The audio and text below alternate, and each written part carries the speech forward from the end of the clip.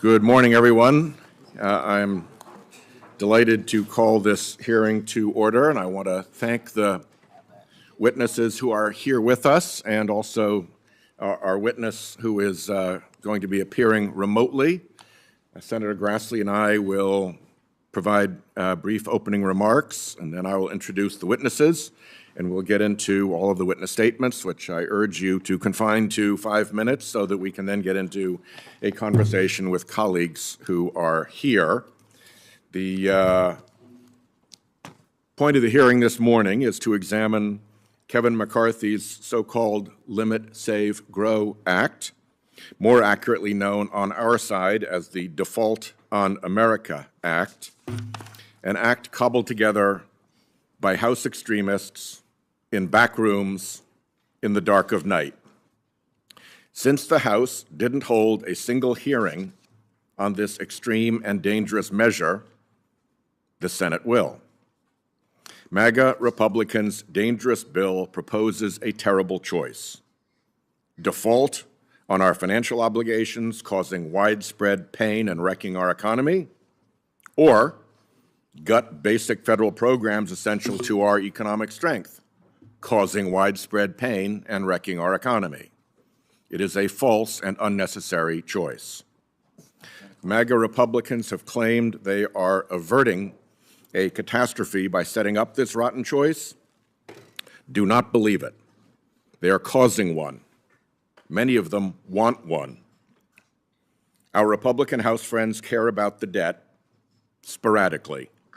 With Republican presidents, they pass huge tax cuts for the wealthy and large corporations, adding trillions to the debt. More than $7 trillion of debt was added under President Trump, and almost $3 trillion was added under President George W. Bush, the last two Republican presidents. But when there's a Democrat in the Oval Office, they seek to interfere with the ability of government to function, whether it's shutdowns or near defaults or blocking economic recovery legislation. They seek to cause chaos. Not coincidentally, this serves the eccentric and secretive billionaires and polluting industries who are the Republican Party's funders, whose stated goal is to destroy the so-called administrative state, the agencies that protect regular people against powerful polluters and special interests. The party's funders, chief among them the fossil fuel industry, demand reward. And 275 out of 315 pages of the dirty Default on America bill are devoted to giveaways to the fossil fuel industry. 275 out of 315 pages. What is the history here? Since Bill Clinton took office 30 years ago, Congress has raised or suspended the debt limit on 24 separate occasions, 14 times under Democratic presidents and 10 times under Republican presidents. We've raised it under divided Congresses and under unified ones. We've even raised the debt limit twice under unified Republican control, with no strings attached, with President Trump in office. And 2 of the 3 times we raised the debt limit under President Trump were paired with spending increases. On Monday, Leader Schumer, along with Senators Murray, Wyden, and I, introduced a 2-page bill to stave off default through the end of 2024. The section that would actually suspend the debt limit is 31 words. The Senate should pass this bill immediately, particularly as we learned on Tuesday that Treasury could run out of funds as soon as June 1st. Attempting to extract partisan policy concessions with threats to intentionally drive the American economy off a cliff is the very definition of extremism. Democrats haven't threatened default unless Congress also passes gun control legislation or climate legislation, even though those are desperately needed policies with broad popular support. Why not? Because crashing the global economy, if we don't get what we want, isn't policymaking. It's hostage-taking and it's extremism. So let's examine the 2 terrible options the dirty DOA bill tees up. Option 1 is the Republican default option. What will that cost? Dr. Zandi estimates that a default of even just a few days would lead to a recession, cost close to 1 million jobs, and raise unemployment from 3.4% to 5%. A longer default would cost over 7 million jobs and push the unemployment rate over 8%. Interest rates on car loans, mortgages, and credit cards would rise for decades. Their other option is their Default on America Act, with its massive backroom, devastating cuts to things like border security, law enforcement, education, affordable energy, opioid treatment, Meals on Wheels, elderly housing, and administering Social Security benefits. Supports vital to our economic growth and well-being. Dr. Zandi analyzed the effects of this option and estimates the DOA Act would cost 790,000 jobs and shrink the economy by $141 billion next year. We're supposed to choose between 790,000 and nearly 1 million jobs lost, between recession and a $141 billion hit to the economy. Pick your poison. It's a false choice, and we shouldn't go either way. In addition to the cuts, the bill imposes what it calls 1% caps. Those caps on discretionary spending will affect a huge swath of what the government does, including the Defense Department and veterans' health care. Republicans maintain that defense and veterans would not be cut, but no exemption for veterans appears in the 315 pages. When Congress imposes spending caps, defense and veterans programs get the squeeze, along with everything else. Even if defense and veterans health programs were allowed to grow with inflation, that just shifts cuts to the remaining discretionary programs. Under this future, law enforcement, child nutrition, and scientific research would all be cut 33% below baseline next year. And by 2033, they'd be cut 60%. Even the Republican chairman of the House subcommittee that oversees transportation and housing spending implied that the proposed cuts are, quote, essentially unworkable. Here are some gems. Republicans' DOA Act would rescind the extra funding we provided to the IRS to go after wealthy tax cheats and serve Americans better. This would add $120 billion to the deficit and help super wealthy individuals and corporations who evade their tax responsibilities. After all our work on health care, the DOA Act would put 21 million people at risk of losing their health insurance. The DOA Act is a field day for polluters, repealing clean energy tax credits that are already generating over 142,000 jobs from more than 190 projects, including projects Republicans have touted back home before coming to Washington to pull down those very credits.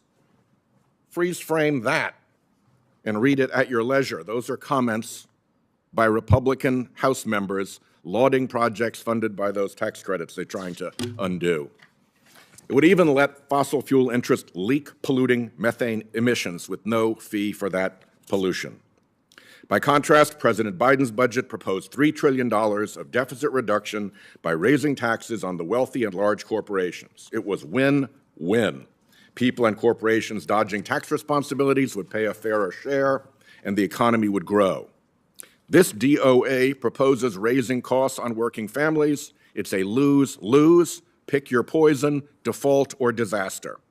Simply put, we must raise the debt limit, we must do it now, and we must do it without wrecking lives and livelihoods to appease eccentric billionaires.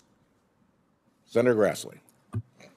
If you really want to care about working Americans, why wouldn't you want to do something about the terrible energy policies of this administration and the terrible spending policies of this administration that has raised inflation to a 40-year high and gas prices to a historic high last year and shooting up again? It seems to me that the Republicans have taken the right approach in this effort, because we do care about working Americans. I think that when it comes to inflation, I'd like to remind everybody of a statement that Paul Volcker made way back in 1981, but it was the same historical time we're in right now, a time of high interest rates and high inflation.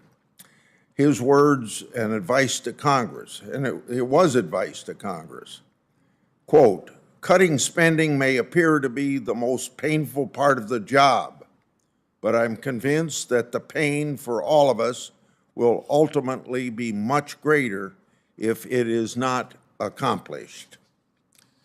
I think in my opening comments, I'm going to try to make it clear that in I think out of 11 times in over how many years, I don't know, the debt limit has been increased. It's been coupled 6 or 7 times at least with debt reduction, spending reduction, I should say. And it also is something that I'm going to show you that many Democrats have proposed in the past. So, Mr. Chairman, I thank you for holding today's hearing on the House-passed Limit, Save, and Grow Act. And I think the Grow Act is the most important part of that title because we're not going to improve the economy by taxing and spending more. And I don't know who out there believes that the government, of our witnesses, believes that the government's to answer every problem in the world. But remember, Washington consumes consumes wealth. It's the people out there in middle America and both on the West Coast and East Coast that do the work, that feed the money to this city that we spend and we consume. So House Republicans have acted responsibly by passing a debt limit increase while also beginning to tackle our country's unsustainable debt and deficits.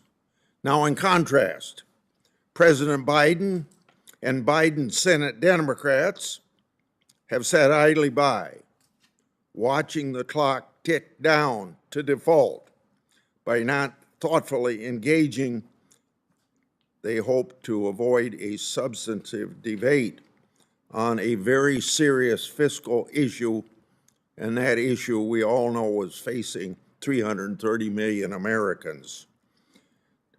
Now, I know that they're going to start meeting next Tuesday, but they wasted, I suppose as of now, about 97 days since Biden and McCarthy met in the White House way back in early February.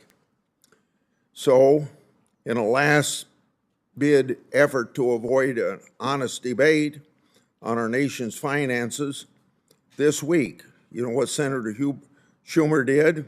He introduced legislation to suspend the debt limit until 2025.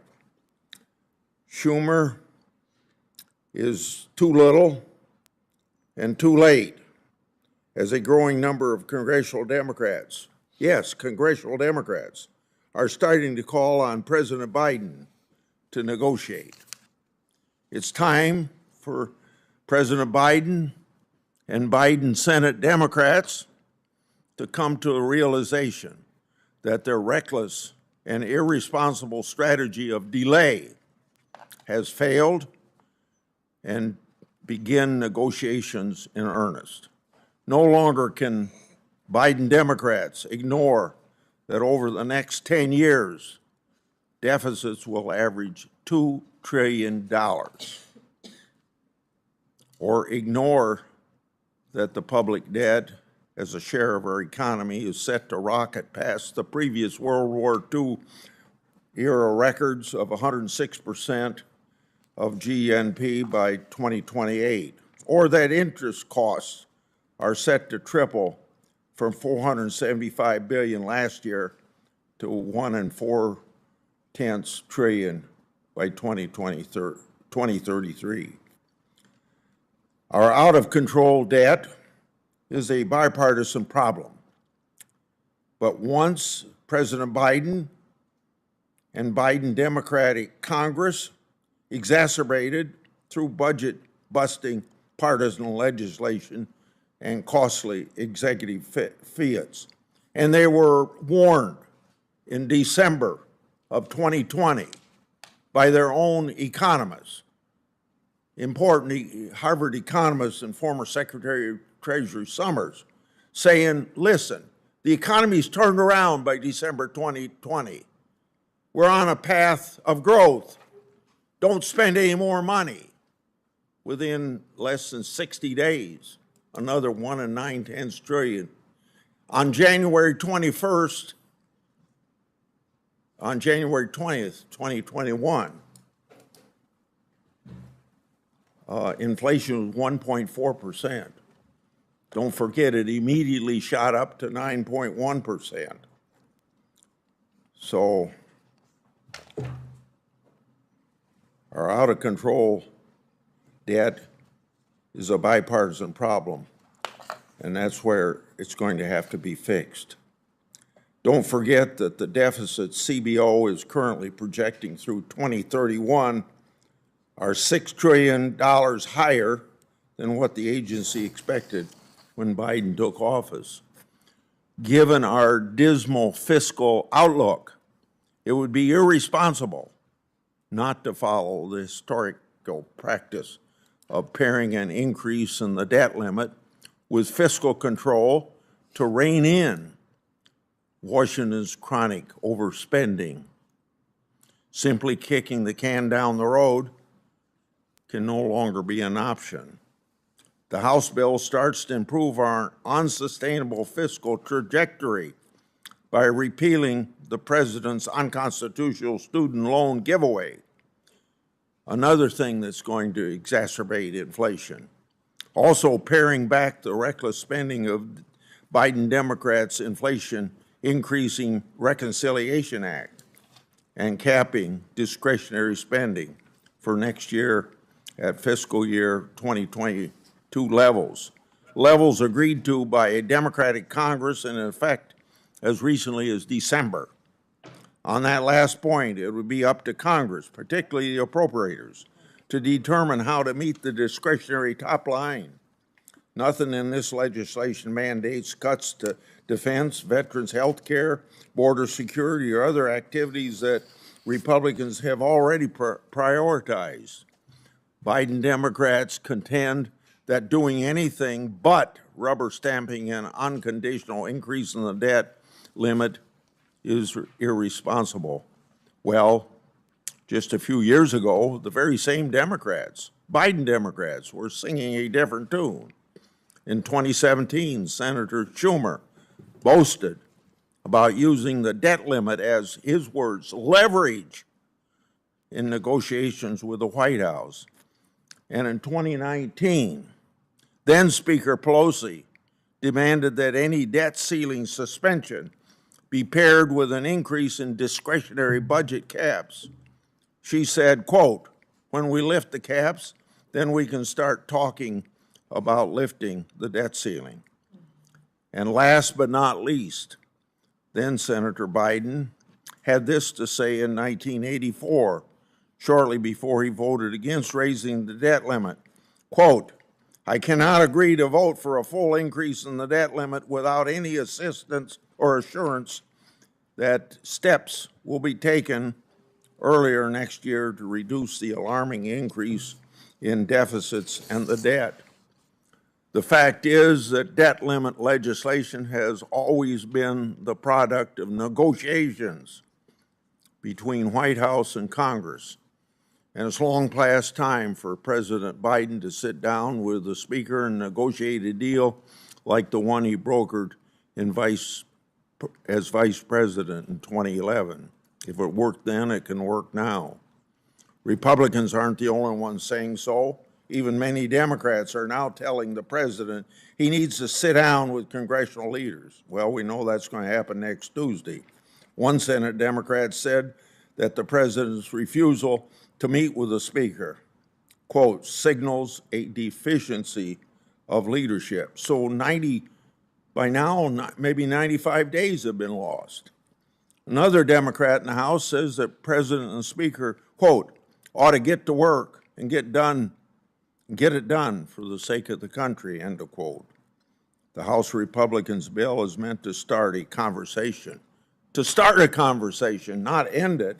Speaker McCarthy has said many times that he wants to negotiate with President Biden. So all the barbs and attacks on the House bill today are meaningless. Everyone knows it. This is an opening bid. It's time for President Biden to stop playing politics and demonstrate real presidential leadership by negotiating in good faith. And we'll find out whether it's in good faith next Tuesday. I'm glad that the president finally agreed to meet with congressional leaders, but a meeting is not the same as negotiation.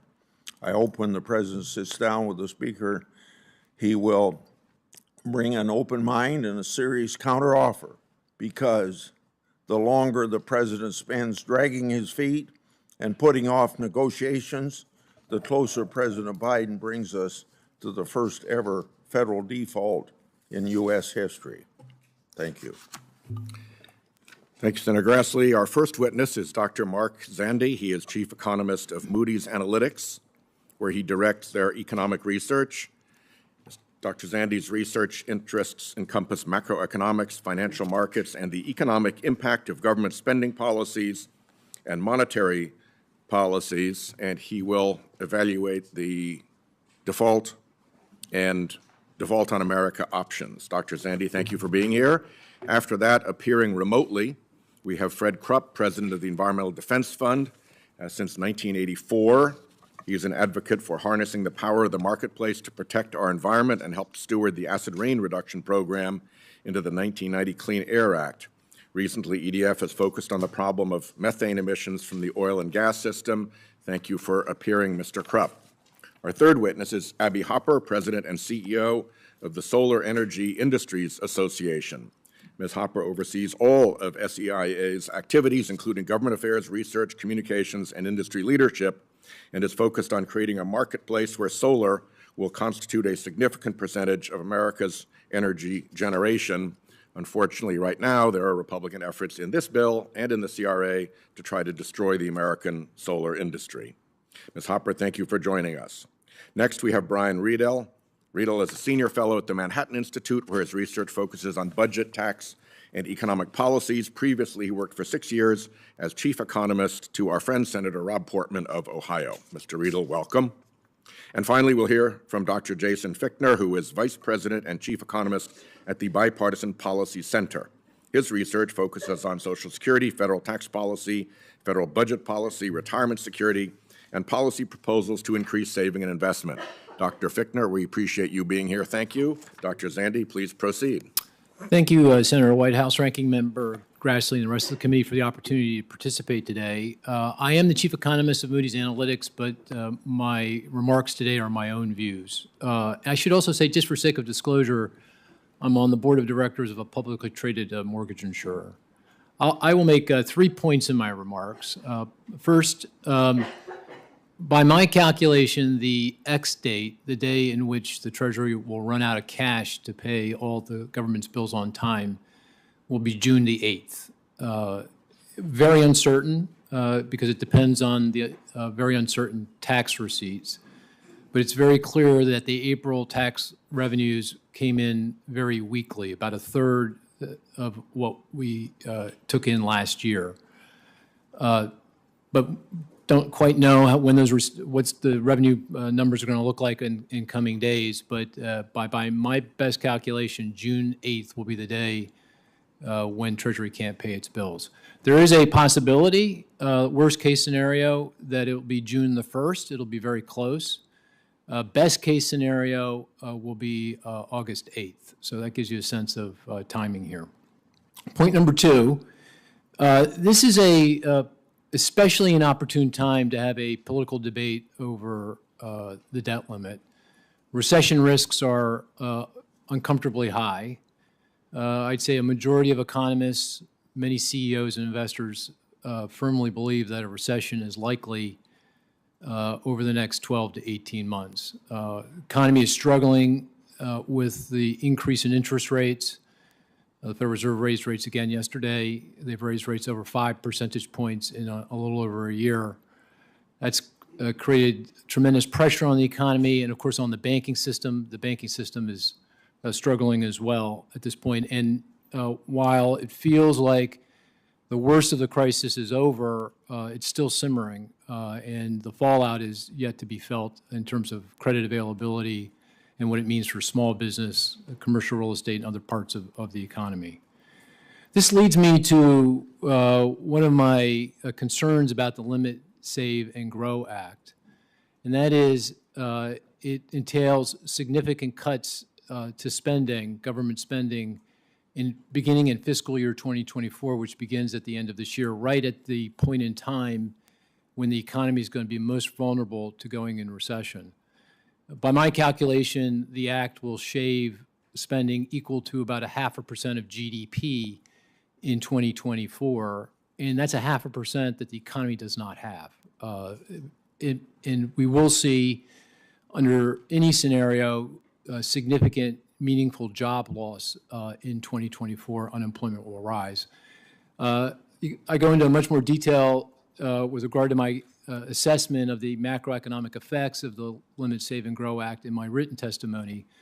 But just to summarize, it will reduce employment by the end of 2024 by about 800,000 jobs and add meaningfully to unemployment by almost 0.5 percentage point, putting the unemployment rate, which is currently 3.5%, closer to 5%.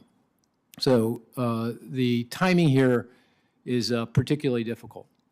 Finally, I think there's a path forward, a viable political path forward here. And I think the first thing that needs to be done is the debt limit needs to be suspended. There's no time to get this done before the X date.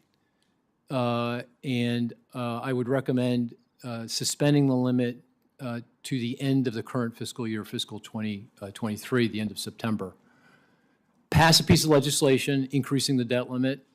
Highly recommend that you increase it sufficiently to get it on the other side of the election next year, because if you don't, the uncertainty that will be prevalent between now and when we debate this again next year is going to be very, very significant and, again, contribute to a potential economic recession. So move the suspension to the other side of the election. Pass a piece of legislation increasing the debt limit, then pass a piece of legislation at the same time funding the government in fiscal year 2024, debate, discuss appropriate spending levels, the composition of that spending, and any other fiscal policy that's necessary to pass that budget legislation for fiscal year 2024. Do them at the same time, get this done, and let's move forward.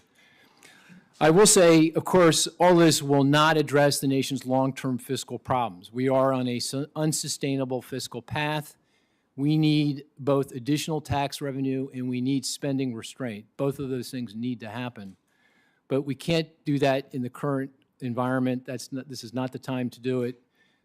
We need to end this drama as quickly as possible. If we don't, we're going to go into recession, and our fiscal challenges will be made even worse. Thank you, Senator.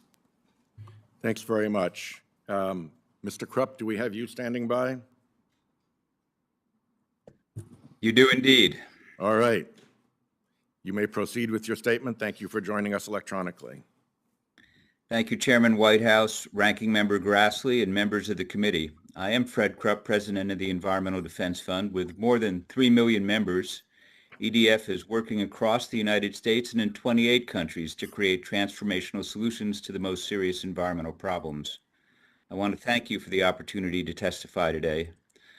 The House Republicans' plan to tie the debt ceiling increase to repeal of critical Inflation Reduction Act provisions threatens our economy, our health, and our clean energy future.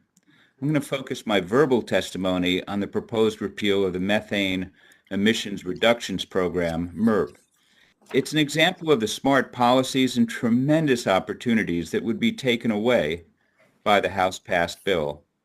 Now, methane is the main component of natural gas, and U.S. companies currently waste enough methane to meet the annual energy needs of more than 12 million households. Put another way, it's a third of the gas that Europe was importing from Russia before the invasion of Ukraine. And this gas could be brought to our allies without the need for any additional new export capacity. At a time of uncertainty and instability in global energy, allowing companies to continue to waste this energy resource is just unconscionable. Reducing methane pollution is also the fastest, most cost-effective way to immediately slow our current rate of global warming. Oil and gas companies are the largest industrial source of methane. U.S. companies emit at least 13 million metric tons of methane annually.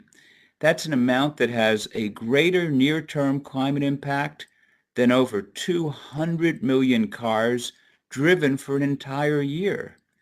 And cutting methane and other dangerous air pollutants emitted alongside it are important to protect the health of the roughly 10 million Americans who live near an active oil or gas site.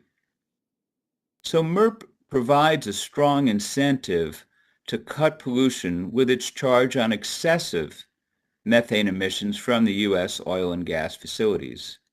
Now, many operators will choose to invest in preventing pollution rather than pay for the excess emissions. That's what we want. The charge applies to emissions from large operators that emit above levels consistent with the industry's own pollution targets. Operators can avoid the charge by just cutting their emissions. Let me stress that point. By meeting the industry's own emission reduction targets, operators would not pay the charge. MERP also directs $1.55 billion to state and tribal agencies, communities, and producers to help reduce the emissions, funding that would be eliminated if this program is repealed. The Act, MERP also supports job creation by keeping more product in pipelines and out of the atmosphere. The growing methane mitigation industry provides the goods and services needed to help the companies measure and then reduce their emissions. This industry has nearly doubled in size since 2017, with more than 200 companies today providing family-sustaining jobs that can't be offshored. Now, EPA's current method of quantifying methane emissions does not accurately reflect today's oil and gas production practices and equipment. Studies have found that methane emissions are as much as 60% higher than current EPA estimate. To fix the problem, we must accurately understand the magnitude and source of the pollution. MERP addresses this by directing EPA to update the Greenhouse Gas Reporting Program to incorporate real data that will ensure emissions estimates and MERP's waste charge accurately reflect the total emissions from oil and gas facilities. We need strong and comprehensive pollution standards from EPA to ensure robust pollution reductions from every company, for every community. A charge will discourage wasteful levels of methane emissions and hold companies accountable while exempting those that are in compliance. Congress was right to enact MERP. Our health and the environment will benefit because of it, and it should be left in place to do its job. Thank you very much, Mr. Krupp, and wonderful precision on the 5 minutes. To the second, indeed. Ms. Hopper, please proceed with your testimony. Thank you. Thank you. Chairman Whitehouse, Ranking Member Grassley, and members of the Senate Budget Committee, thank you for inviting me here today to share what we are already seeing because of the Inflation Reduction Act and the impact that the proposed repeal of this legislation would have on our economy. My name is Abigail Ross Hopper, and I am the President and CEO of the Solar Energy Industries Association. I am privileged to represent the 255,000 working Americans who are employed in the solar and storage industry. The policies enacted by the Inflation Reduction Act are having a huge impact across the country in the form of new American jobs, new American manufacturing capacity, and improved U.S. energy security. That is why it is essential that the IRA remain intact in its current form. The certainty that the law provides, the investments that are being made, the jobs that are being created are all contingent on the continuation of this statute. Nearly every week, I travel across the country visiting company headquarters, manufacturing facilities, and solar and storage installations. Don't ask my children how they feel about that. Among the biggest takeaways is that the IRA is an engine for American job creation for all renewable energy sectors: storage, solar, wind, offshore wind, and EVs, to name just a few. These investments are being made across the country in states led by Republicans and Democrats alike. Climate Power recently announced that within 6 months of the IRA being signed into law, clean energy companies have announced more than 142,000 new jobs across 41 states. Climate Power has also tracked 191 clean energy projects and $242 billion in investments. Our team at SEIA is tracking announcements of new manufacturing facilities for the solar supply chain that would grow our domestic manufacturing capacity from 7 gigawatts per year to nearly 50 gigawatts per year, thanks again to the IRA. This is proof positive that we are in the midst of a next evolution of our economy, one that focuses on economic growth, well-paying jobs, and rebuilding our country's manufacturing sector. For example, upwards of 40 new electric vehicle battery manufacturing sites will come to Michigan, Arizona, and South Carolina, with an additional 22 companies sharing their plans to expand manufacturing in places such as Oklahoma, Alabama, and Michigan. Wind manufacturing facilities have been announced across states that include South Dakota, Iowa, Georgia, Arizona, South Carolina, Texas, and Tennessee. And Qcells is investing $2.5 billion in cell and module manufacturing in Dalton, Georgia. Qcells also recently announced an investment of $160 million in formerly shuttered REC Silicon plant in Washington State. Collectively, these factories and dozens more like them represent tens of billions of dollars in new investments and 100,000 homegrown jobs across the country. And again, all the direct result of the Inflation Reduction Act. Any threat to the IRA is a threat to these factories and these jobs. The investments also continue to help build workforce demand and rebuild opportunity in low-income communities, communities of color, and traditional energy communities. We've been talking a lot about numbers, and I anticipate we'll continue to do that through the course of this hearing, but I want to personalize this just a little bit. Last week, I was in the great state of Arizona, and I was on a manufacturing floor, and I met a woman named Michelle. Michelle has worked in that manufacturing facility for the last few years. They manufacture tracker systems for utility scale projects. They use American steel and an American company. Michelle's been promoted a couple of times over the course of the last few years, and since the passage of the IRA, there's been even more demand. The company's growing, and the production continues there. In addition to the jobs and economic growth that the IRA has produced, it has also made our country more secure. Producing energy at home with renewable energy and making the materials to deploy that energy here in this country will insulate us from global conflicts and allow us to make needed upgrades to our grid with confidence. The IRA is a landmark law that through the deployment of clean energy is not only building our economy through manufacturing and jobs, but is the foundation of our country's next and greatest evolution.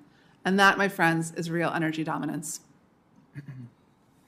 Thank you, Ms. Hopper. With consent, I would like to put an additional exhibit into the record supplementing your testimony, which represents the investment and jobs in states represented by members of this committee since the passage of the IRA.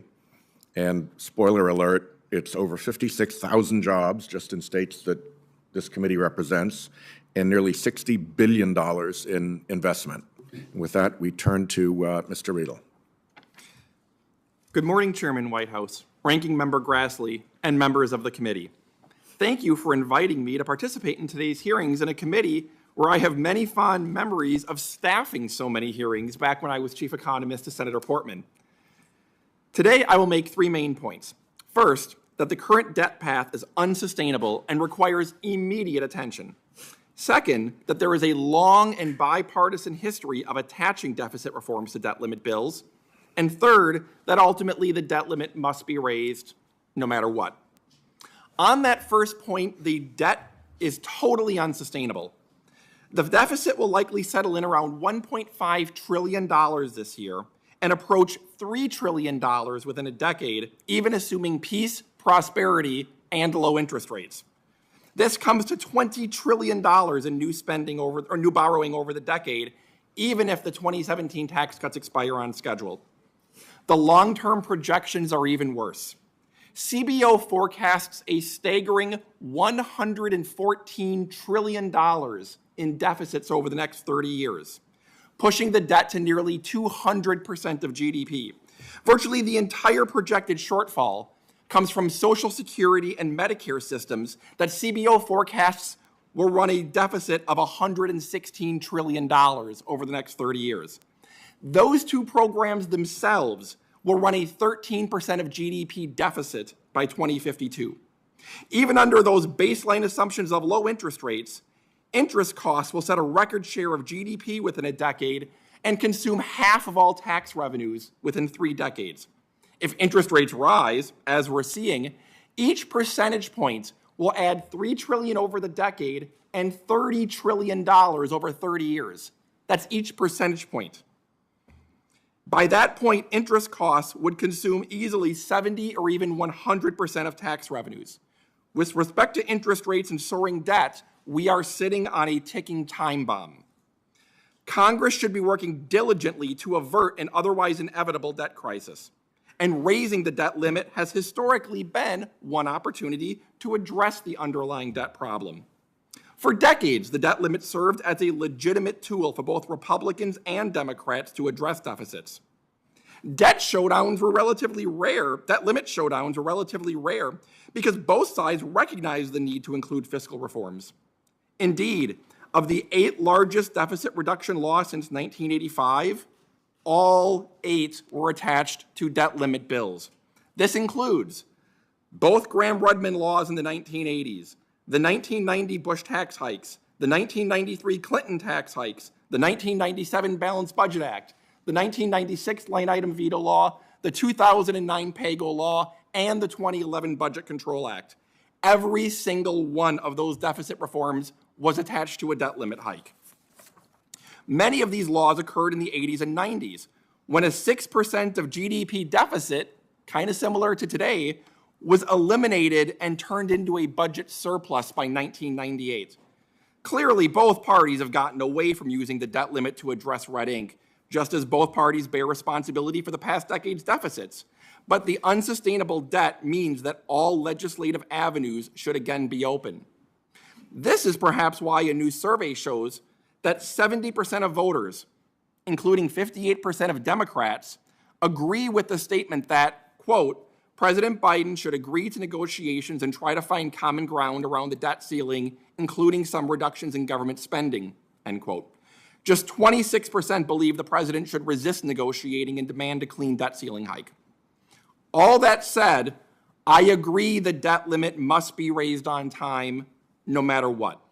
Hitting the debt limit would force an immediate 20% cut in federal spending and possibly default on the national debt. The effect on families, businesses, financial markets, and the broader economy would be devastating. Hitting the debt limit is not a solution to soaring debt. It must be raised. In fact, replacing the debt limit should be an option, but only if Republicans and Democrats can come up with an alternative process that would allow members to vote on the entire budget with the true ability to trade off between competing tax and spending priorities. You see, right now, the debt limit, as flawed as it is the only real true lawmaker vote available that truly covers and trades off the whole federal budget. If we don't want lawmakers to use this risky and flawed process to address soaring deficits, then let's debate and come up with a better budget process tool to have these debates and trade-offs. Thank you.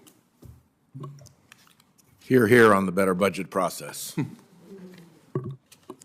Thank you, sir. Next, Dr. Fichtner, please proceed. Thank you. Good morning, Chairman Whitehouse, Ranking Member Grassley, and members of the committee. Thank you for inviting me to testify today. My name is Jason Fichtner. I am Vice President, Chief Economist at the Bipartisan Policy Center.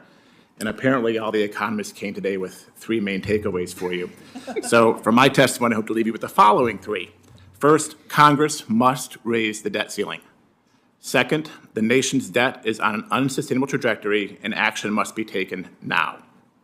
Further delay will only make the problem worse and the necessary corrections more harmful to the country and to the most vulnerable in our society.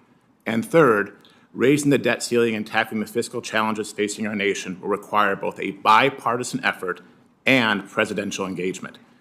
Turning to these 3 takeaways in slightly more detail. First, again, Congress must raise the debt ceiling, period, full stop.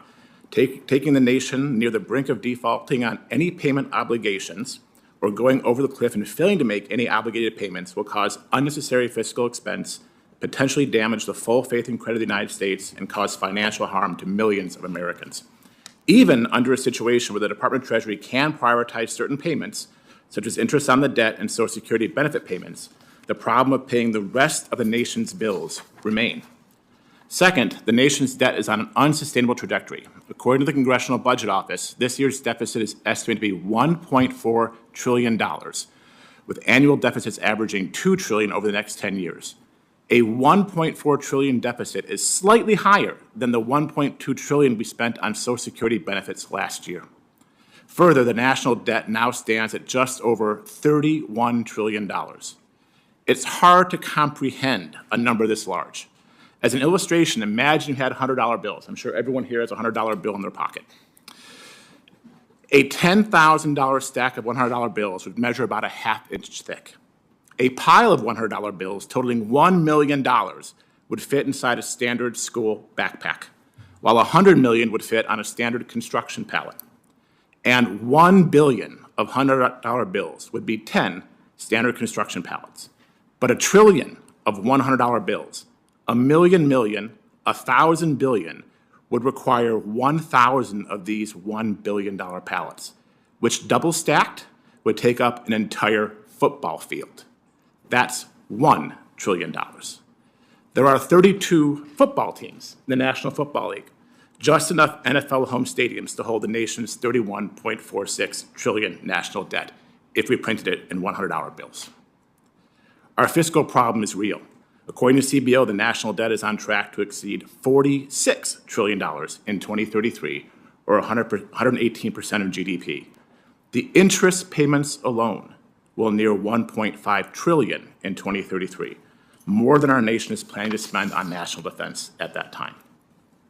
Third, bipartisan cooperation is imperative.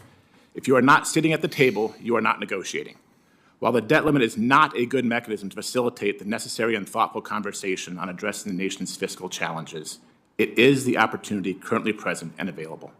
I encourage members of the House and Senate, Democrats and Republicans, and President Biden to sit down and negotiate before the Treasury Department runs out of options to continue making full payments on the government's obligations. Finally, I would add that it's critically important for the U.S. to avoid future debt ceiling brinkmanship. My BPC colleagues and I proposed a solution, which I addressed in my written testimony, which I ask, Mr. Chairman, with your permission, that my written testimony be submitted into the record. Without objection. Thank you. The written testimony of all witnesses will be a matter of the record. And since I have 1 minute remaining, Mr. Chairman and Mr. Grassley, I want to take a few moments to personally thank you. The last time I testified before both of you was back in February of 2020, right before COVID hit, and it was before the Senate Finance Committee. I was a nominee for the Social Security Advisory Board, and while my nomination never received a vote on the floor, I did pass favorably out of committee, with both of you recommending me for confirmation. So I appreciate then, and I appreciate now your support and also your willingness to reach across the aisle. Thank you for the opportunity to testify today, and I look forward to your questions. Thank you, and we appreciate your being here and your long work in this cause. Thank you. And to the issue of getting rid of this debt limit bear trap in the bedroom, again, here. Mr. Zandi, we are being presented by House Republicans with curtain number 1 and curtain number 2. Behind curtain number 1 is default. You have assessed that as financial calamity, as I understand it. Is that correct? That's the word, yeah. It would pitch us into recession, Severe recession. severe recession, and it would cost perhaps 1 million jobs. That's a short period of default, yeah, Correct. Longer period of default, much more job loss. correct. Behind curtain number 2 is Speaker McCarthy's what we call Default on America Act.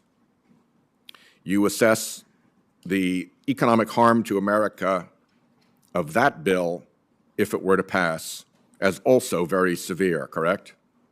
Yeah, it would put the economy on the brink of recession, if not in recession, yes.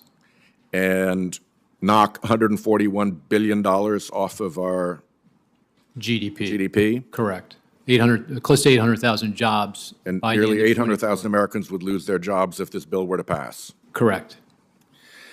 For the record, the MAGA extremists in the House who were essential to McCarthy's speakership have said that nothing less than the default on America option will pass. Just so it's clear, those are the two options that the extremists in the House are now presenting us. Ms. Hopper, in simple terms, layman's terms, what becomes of the American solar industry if the default on America bill were to pass? If the default on America bill were to pass, or as you call it, all of the investment that we anticipate, both in solar deployment and in solar manufacturing, would not take place. So the 50 gigawatts of investment, the over 100,000 jobs in solar manufacturing alone would not happen. Would it be fair to describe that as crashing the American solar industry? It certainly would be fair to describe it that way, and it would also be fair to describe it as just gutting the vision of rebuilding the domestic manufacturing base here in the United States. And just for my purposes, it comes as no surprise that a bill from House Republicans, of whose 315 pages, 275 are dedicated to handouts to the fossil fuel industry, would, if implemented, also crash their competition, the solar industry. I think that that is not coincidental. Mr. Krupp, what does it tell you when 275 out of 315 pages of this bill are dedicated to handouts and favors for the fossil fuel industry? Well, to me, Mr. Chairman, it would have the effect of causing tremendous more pollution, and it's just unconscionable, because it's not just the pollution. As I said in my testimony, we are wasting gas that Europe needs. How, I don't understand how anyone in any party could be in favor of repealing this. Where is the methane leakage support caucus to be found? Well, usually they're hiding, Senator. I've never heard from them. I've never heard a colleague say, you know what, methane leakage is a really good thing. We're for that. And yet here we are with a bill that does exactly that. It repeals the measure we just passed to constrain methane leakage in the economy. To me, that is yet another measure of extremism. And extremism in the service of default, or put it the other way, default in the service of extremism, is a place we should not be going. And I'm delighted that all three of the economists firmly agree that default is not an option, no matter what. With that, I'll yield to my ranking member, Senator Grassley, for his 5 minutes, and then to Senator Murray. Just one statement before I get to Mr. Fichtner, Dr. Fichtner. And that's for everybody to think about what we've heard about the dire consequences of the solar industry. I never heard those dire consequences stated when we all agreed and worked with the industry to phase out the tax credit that was going to happen on 2022 until it was extended in recent legislation. And that was a multi-year phase out. For you, Dr. Fichtner, it's interesting how we only hear about brinksmanship when it's Republicans who want to negotiate a debt ceiling.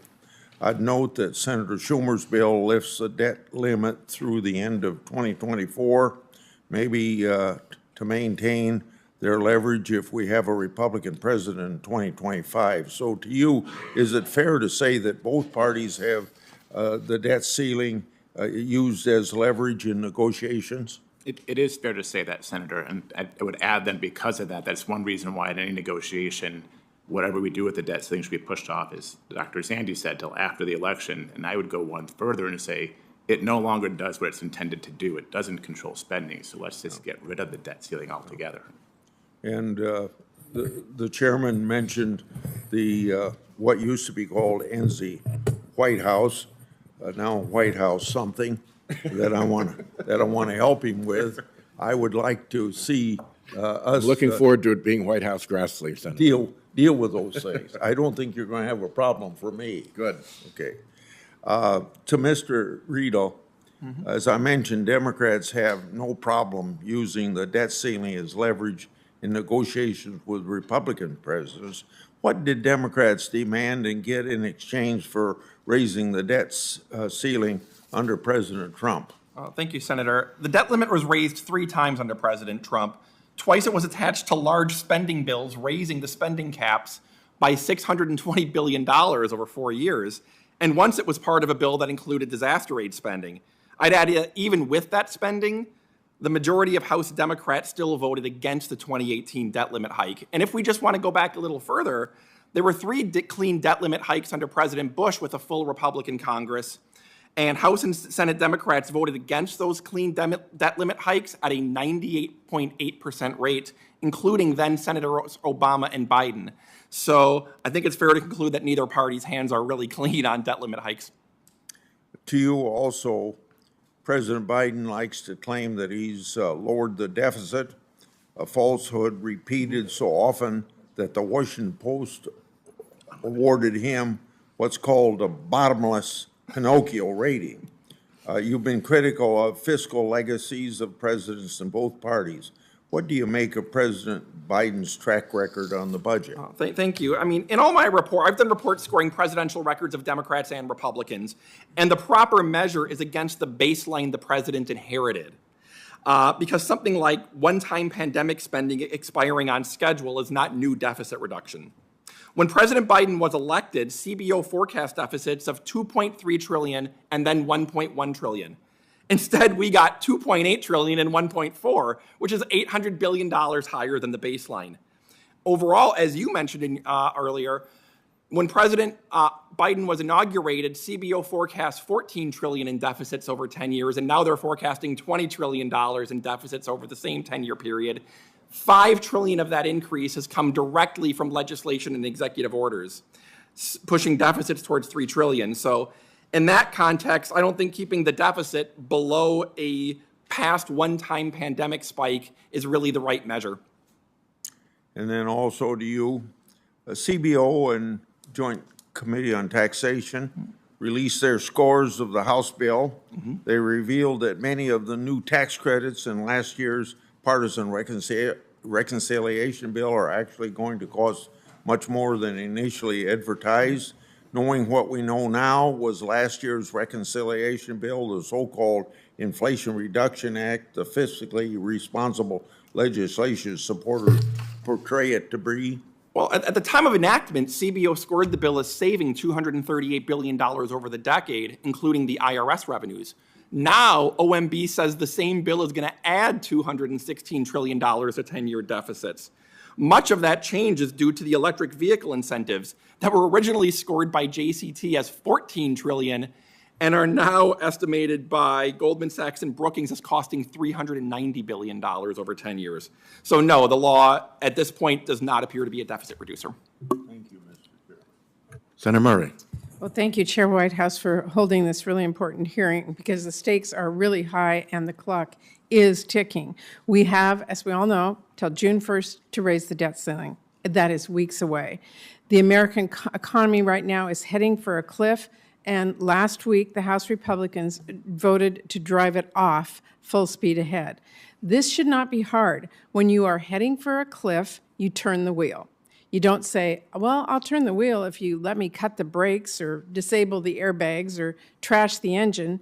But that is essentially what the House Republicans are offering us. Mr. Chairman, you called it door 1 or door 2, I believe, because House Republicans are saying, if you don't let us wreck the economy and whittle down essential government services to the point where we're laying off people like our air traffic controllers, then we will just wreck the economy by refusing to pay the bills instead. Make no mistake, it doesn't matter who you vote for, what state you live in, or what you make. If House Republicans get their way, it is going to make your life worse. The cuts they are proposing in the Default on America Act won't just kick families off food benefits or rip away housing support for veterans.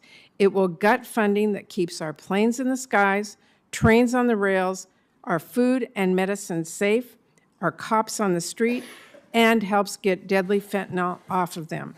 And despite Republicans protesting, the reality is that this bill will not protect veterans from cuts. Just read it. What House Republicans passed does nothing to protect the benefits and support that veterans have earned and are counting on to get housing or higher education or start a business.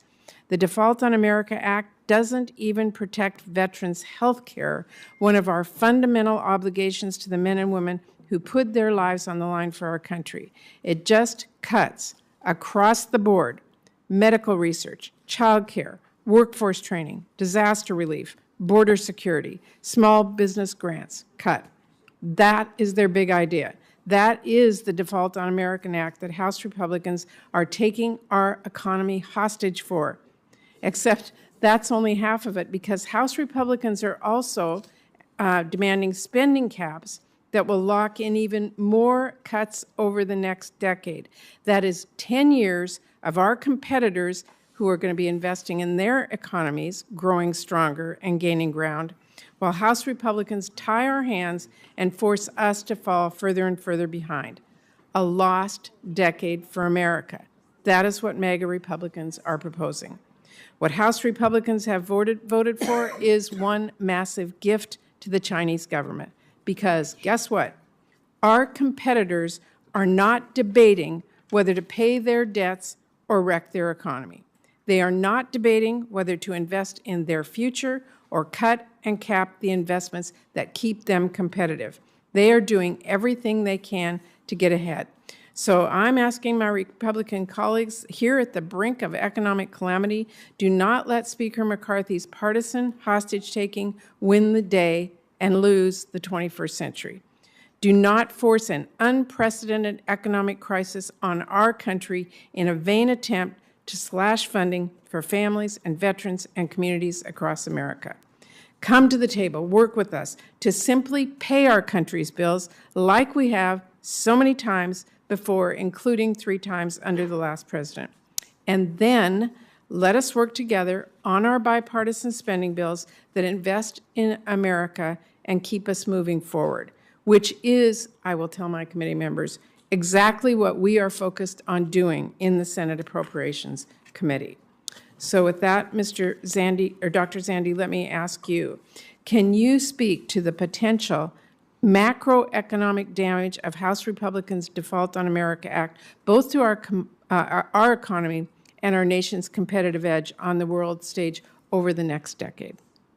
Thank you for the question, Senator. I think there's two broad macroeconomic issues. One I mentioned in my oral remarks, and that is the cuts are going to occur later this year under the legislation that's been passed by the House later this year and in 2024, when the economy is going to be very, very fragile, at risk of going in recession, grappling with the higher interest rates, the banking crisis, and now the drama related to the debt limits starting to do damage in the financial markets, and I suspect will do significantly more damage before lawmakers act and increase the limit.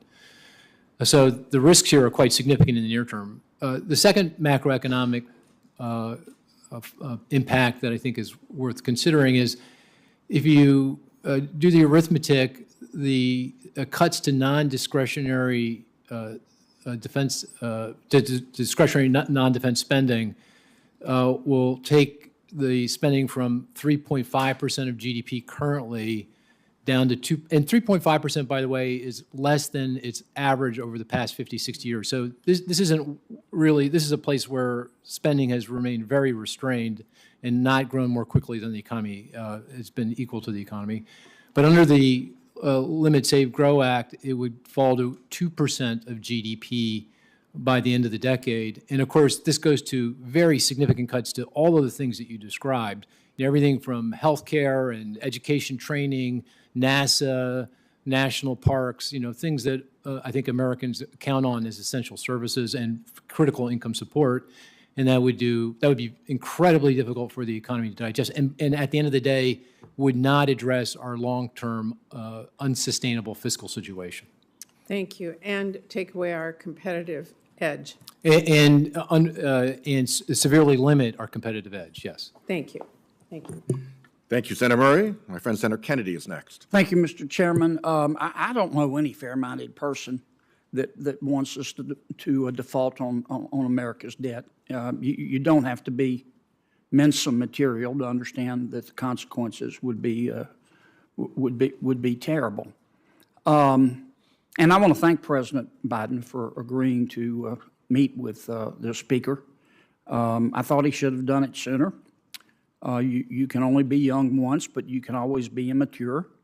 And I thought he was being a trifle immature. I hope he'll negotiate in good faith. Please, please, please, Mr. President, negotiate in good faith. Please, with sugar on top. I don't think you want to be responsible for defaulting on America's debt. I believe you're better than that. Mr. Riddle, let me ask you a couple of questions. Did you know that since the 1950s, we have had 10 periods of disinflation in America? Did you know that? Did not have that exact number, but that makes sense. Okay, and disinflation is when inflation is too high and we have to reduce the rate of growth of inflation. It's not deflation where prices go down. We just reduce the rate of growth. Is that correct? Yes. Okay. And did you know that if you look at history, at all 10 of these times when we had to reduce inflation, that in order to get inflation down 2%, we had to raise, on average, the Federal Reserve had to raise interest rates such that it raised unemployment about 3.6%. Did you know that? That sounds similar to what Mr. Summers has said. He's made similar points. That sounds very correct. Okay. All right. So the current unemployment rate is 3.5%, is it not? Yes. And the current inflation rate is 5%, is it not? Approximately, yes. So if history tells us in order to get inflation down 2%, the Federal Reserve has to raise interest rates such that it increases unemployment 3.6%, then if you do the math, given that the current unemployment rate is 3.5% and the current inflation rate is 5%, that would indicate, would it not, that the Federal Reserve, if history is any indication, will probably have to eventually raise interest rates to between 7 and 8%. Is that correct? It could have to go that high depending on how the economy responds to current rate hikes. Okay. Now, can we agree that the best way to get inflation down is to attack it on the fiscal side and the monetary side? Absolutely. Okay. The Federal We Reserve can agree has on that? tool, which is We to can agree on grind that? the economy into a recession. Okay, we can agree on that. And when you attack it on the monetary side, the Federal Reserve raises interest rates. It's trying to slow the economy. It doesn't want to, but the way you measure the slowing of the economy is the unemployment rate. When you attack it on the fiscal side, you reduce your rate of growth of spending and debt accumulation. Did I describe that right? You did. So is it not the case that if you vote against slowing the rate of growth of spending and debt accumulation, you're voting to raise interest rates even higher, are you not? Generally, I would agree with that approach, with that viewpoint. Yes. I mean, that's just basic economics 101, right? Right. The Federal Reserve's tool is. I mean, that's something to grind Senator the economy Portman into a taught you, didn't he? recession. Yeah, okay. All right, let me ask you a couple more questions. So putting aside all the politics here, we're talking about people's lives. If we don't reduce the rate of growth of spending and debt accumulation, Jay Powell's going to do what he's got to do to get control of inflation. And he's going to keep raising rates. And that's going to put people out of work. He doesn't want that. But if he has to raise rates to between 7 and 8%, then that could put 6, 7, 8 million people out of work. Dr. Zandi, I have to ask you this. You made some pretty bold predictions today. and some of them I agree with and some of them I don't. But were you at Moody's in the mid-2000s when Moody's graded a lot of these mortgage-backed securities, AAA and A, good as gold, that promptly tanked and almost dragged down the world economy? Were you there then? No, Or was that before your time? It was before my time. I sold my company to Moody's in late '05. I'm glad you missed that. Yeah. If you were there, I hope. Let me ask you. And actually, if you're interested, I can send you a couple studies I did at the Please do. time that you would That'd be find great. very interesting. I wish Moody's had them then. Yeah. Ms. I can't see your name. I can't see. Hopper. Ms. Hopper. Ms. Hopper, I love solar energy. I just want you to know that. And I love electric cars. But I got to ask you this question. I've been waiting to ask this. If electric cars are so swell, how come government has to pay people to drive them? So I think, as like most government policies, right, are put in place to incent certain behaviors, and so that's part of the policy is that if we want more electric But if they're cars, so swell, why couldn't they, just in a competitive market, people, why wouldn't they be choosing electric cars over internal combustion engine cars? I think there. Why do we have to pay people to drive them? But I wouldn't characterize it as paying people to drive them, but I would. Well, sure we are. We're I would giving a big old characterize tax it credit. as the government having a policy to incent more purchase of electric vehicles. Okay. Senator I'm out of Stabenow. time. Thank you, Mr. Chairman. Thank you, Senator Kennedy. Well, good morning. Thank you, Mr. Chairman. And I'd love to talk about EVs at another time here. I wish we had a tax credit that actually worked that we passed. So, but let's talk about extremely serious issue this morning. And I'm glad my friend raised the issue of Federal Reserve Chairman Jerome Powell and what might happen. Let me just quote again what he said yesterday to the press. No one should assume that the Fed can really protect the economy and the financial system or our reputation globally from the damage that a U.S. default might inflict. We shouldn't even be talking about a world in which the U.S. doesn't pay its bills. I think it's pretty simple, pretty straightforward. I just came from an agriculture committee meeting, Mr. Chairman, and I can tell you it was on credit and crop insurance, and nobody there thought it was a good idea for farmers and ranchers to see their interest rates go up, which will happen. So this is a very, very serious thing. And unfortunately, we know that last week, House Republicans pushed our country closer to this default, this catastrophic default and chaos that would arise from it. And I think over and over again that we need to stress that while Republican colleagues are concerned about the debt, we know that about 25% of all the debt of the country ever came from 4 years of Donald Trump's presidency, of which folks voted for. But at that time, it was about billionaires and large corporations getting big tax cuts. So if we want to have a real discussion about revenues and spending, that's great. That's great. Let's do that. Don't default, but let's have that debate about what's fair for the majority of American people, including the fact that the largest corporations and billionaires should just pay their fair share like everybody in Michigan. That's all. We just want folks to pay their fair share. But instead, we are seeing this bill, the Default on America Act, targeting millions of working families. So many things I don't even know, Mr. Chairman, how to go through all of them. I will just mention 3. 1 million seniors no longer getting Meals on Wheels. Actually, that's a pretty big deal if you want to eat for an awful lot of seniors that are homebound in our country. 30,000 law enforcement jobs gone. What does that do to our public safety? 80,000 VA jobs. How do we do veterans health care if that's cut? And when we talk about all of this, 7 million jobs lost, unemployment over 8%, more than double, higher mortgage, car payments, lower 401ks, and so on and so on. This is not a good idea. When we're coming out of a pandemic, we're seeing the fastest growth ever in a generation, which is extraordinary, actually. after all of this. We're bringing jobs home. In my state, we are cheering about creating manufacturing jobs. And then we want to put the country in a default? Only people that want chaos and want to play politics would even be considering this. So let me just ask, one area that is so great that we are seeing right now is the number of increases in small businesses. We're really seeing a renaissance in small business. More than 12,000 new small business applications were submitted just in April. And Mr. Zandi, I wonder if you might speak to how the environment for small business owners would change in the event of a default.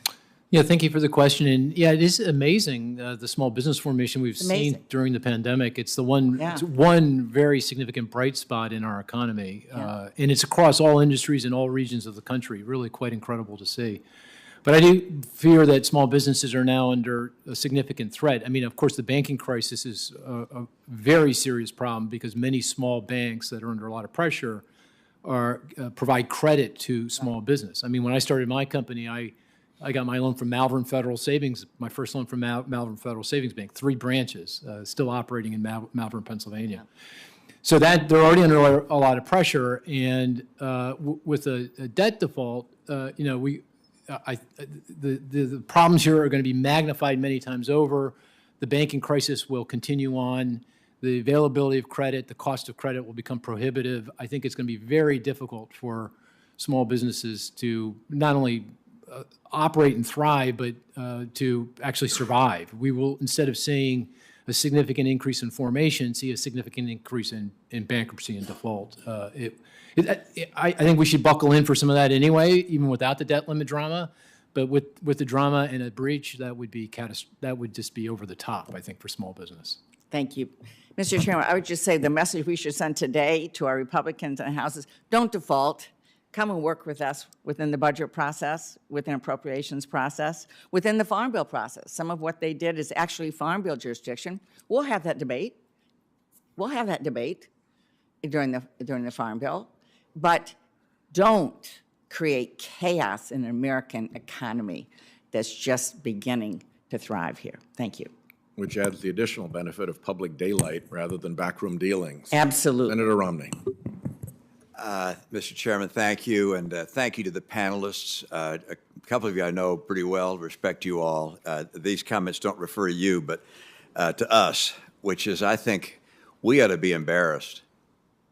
This committee ought to be embarrassed, which is the American people expect us to work on a bipartisan basis to address the challenges that America faces, rather than holding hearings that are about preening and posturing and politicizing and trying to blame the other party.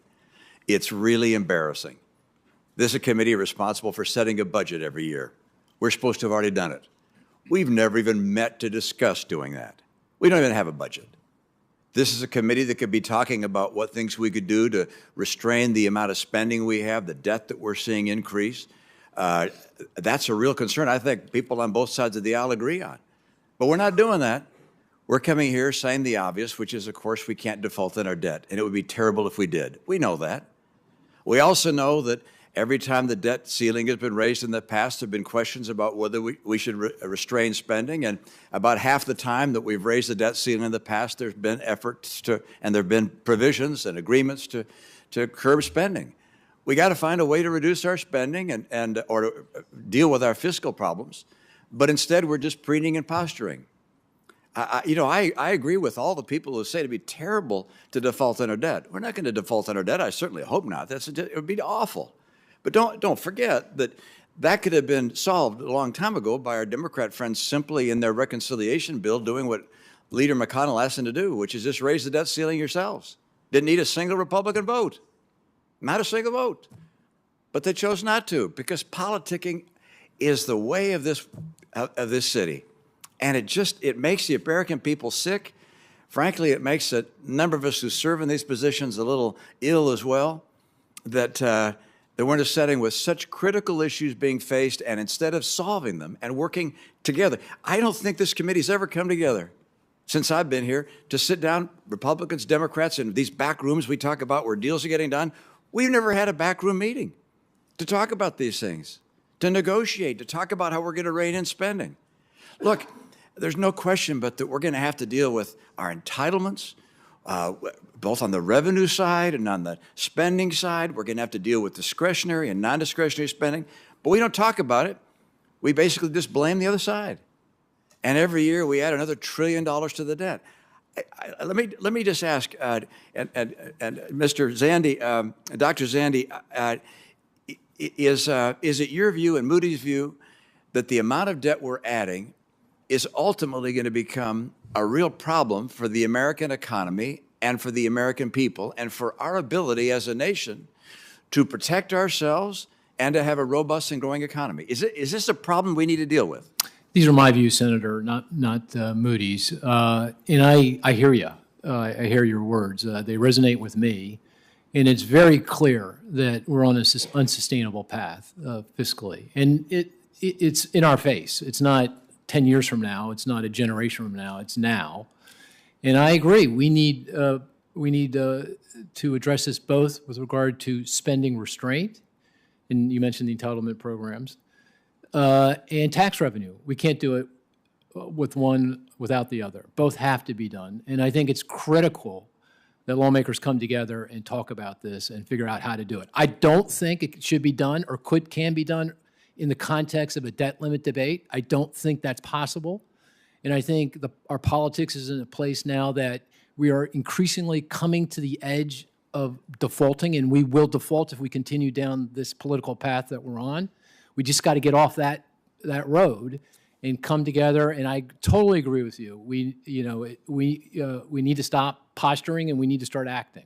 Yeah, thank you. Mr. Riedel, good to see you again and appreciate your help some years ago. Let me ask you the same question. Is this an issue we ought to be addressing and dealing with, which is the excessive spending we have, the borrowing that we're doing, the fiscal challenge, and I realize there are two parts of a fiscal challenge, tax revenue as well as spending, but is this something we ought to make an urgent priority? I saw one group, a nonpartisan group in the House called the No Labels Group. They've said, hey, let's just get a commission together to talk about how we can restrain spending. Isn't this something we ought to be talking about as opposed to just pointing at each other and saying, you're to blame, no, you're to blame, and the debt went higher under Trump. No, it didn't, it went higher under, it's like, guys, solve the problem. Don't just hit each other with brickbats. Is this a challenge we got to deal with? I mean, Erskine Bowles years ago said this is going to be the most predictable economic crisis in history. Again, we're on pace by the CBO to borrow $114 trillion over the next 30 years under the rosy scenario of peace, prosperity, low interest rates, no new spending, no new tax cuts. $114 trillion. Who's going to lend us $114 trillion? China and Japan have already reduced their holdings to $2 trillion. The Federal Reserve holds $5 trillion. They're not going to monetize it. So are we really going to borrow $100 trillion from domestic investors over the next 100 years? And if we do so, what's going to happen to interest rates and the economy? If Congress doesn't deal with this, the bond market will cut us off at some point, and then it's going to be much more painful. Thank you. I'd go on a long time, but I already have. So, Mr. Chairman, back to you. You've been fine, Senator Romney. Senator Van Hollen. Thank you, Mr. Chairman. Welcome to all of you. I wish I shared Senator Romney's optimism about the chances of not defaulting this year. Having been very involved in the 2011 debate, I am much more worried that this time we will go over that cliff. Ms. Hopper, great to see you. Thank you for your work in Maryland. I'm going to start by questioning Mr. Zandi. I think many of us are grateful, Mr. Zandi, for sharing over many years your expertise on fiscal issues. If I could just ask you regarding inflation today. We know we still have work to do in the economy, but inflation has now fallen 40% compared to the peak of last year. It's at a 2-year low. Chairman Powell, Chairman of the Federal Reserve, was recently asked about what he thought the pressures on inflation were at the current time, and he indicated that in his view, it's not fiscal policy that's driving inflation now. Do you agree? Agreed. I think the inflation we're suffering through right now is the continued fallout from the impact of the pandemic on supply chains, labor markets, and the Russian war in Ukraine and its impact on energy, food, and other commodity markets. And what's happened is those two shocks conflated and infected inflation expectations and wage and other dynamics in the labor market. So lots of reasons for the high inflation. At the very tippity top is the fact that we're still working through the fallout from those two massive shocks to the supply side of the economy. At this point, I don't think fiscal policy has played any role at all. Just one quick other point. If you had asked me that question back in 2021, I would have said fiscal policy, yes, is playing a role. But at that point, hard to remember back, that was deemed to be good inflation. We had been through a decade of suboptimal inflation. We wanted to see higher inflation. It wasn't an issue. Let me, my time's running short. sorry. I have a couple more questions. Yeah. So I did see your assessment that if you actually passed the House Republican plan, we would lose 790,000 jobs in the economy. Have you had a chance to look at the Biden budget proposal and determine whether it would cause anything in that range of job loss? No, I mean, they both have deficit reduction long run. Of course, the House legislation on the spending side, the president mostly on the tax side.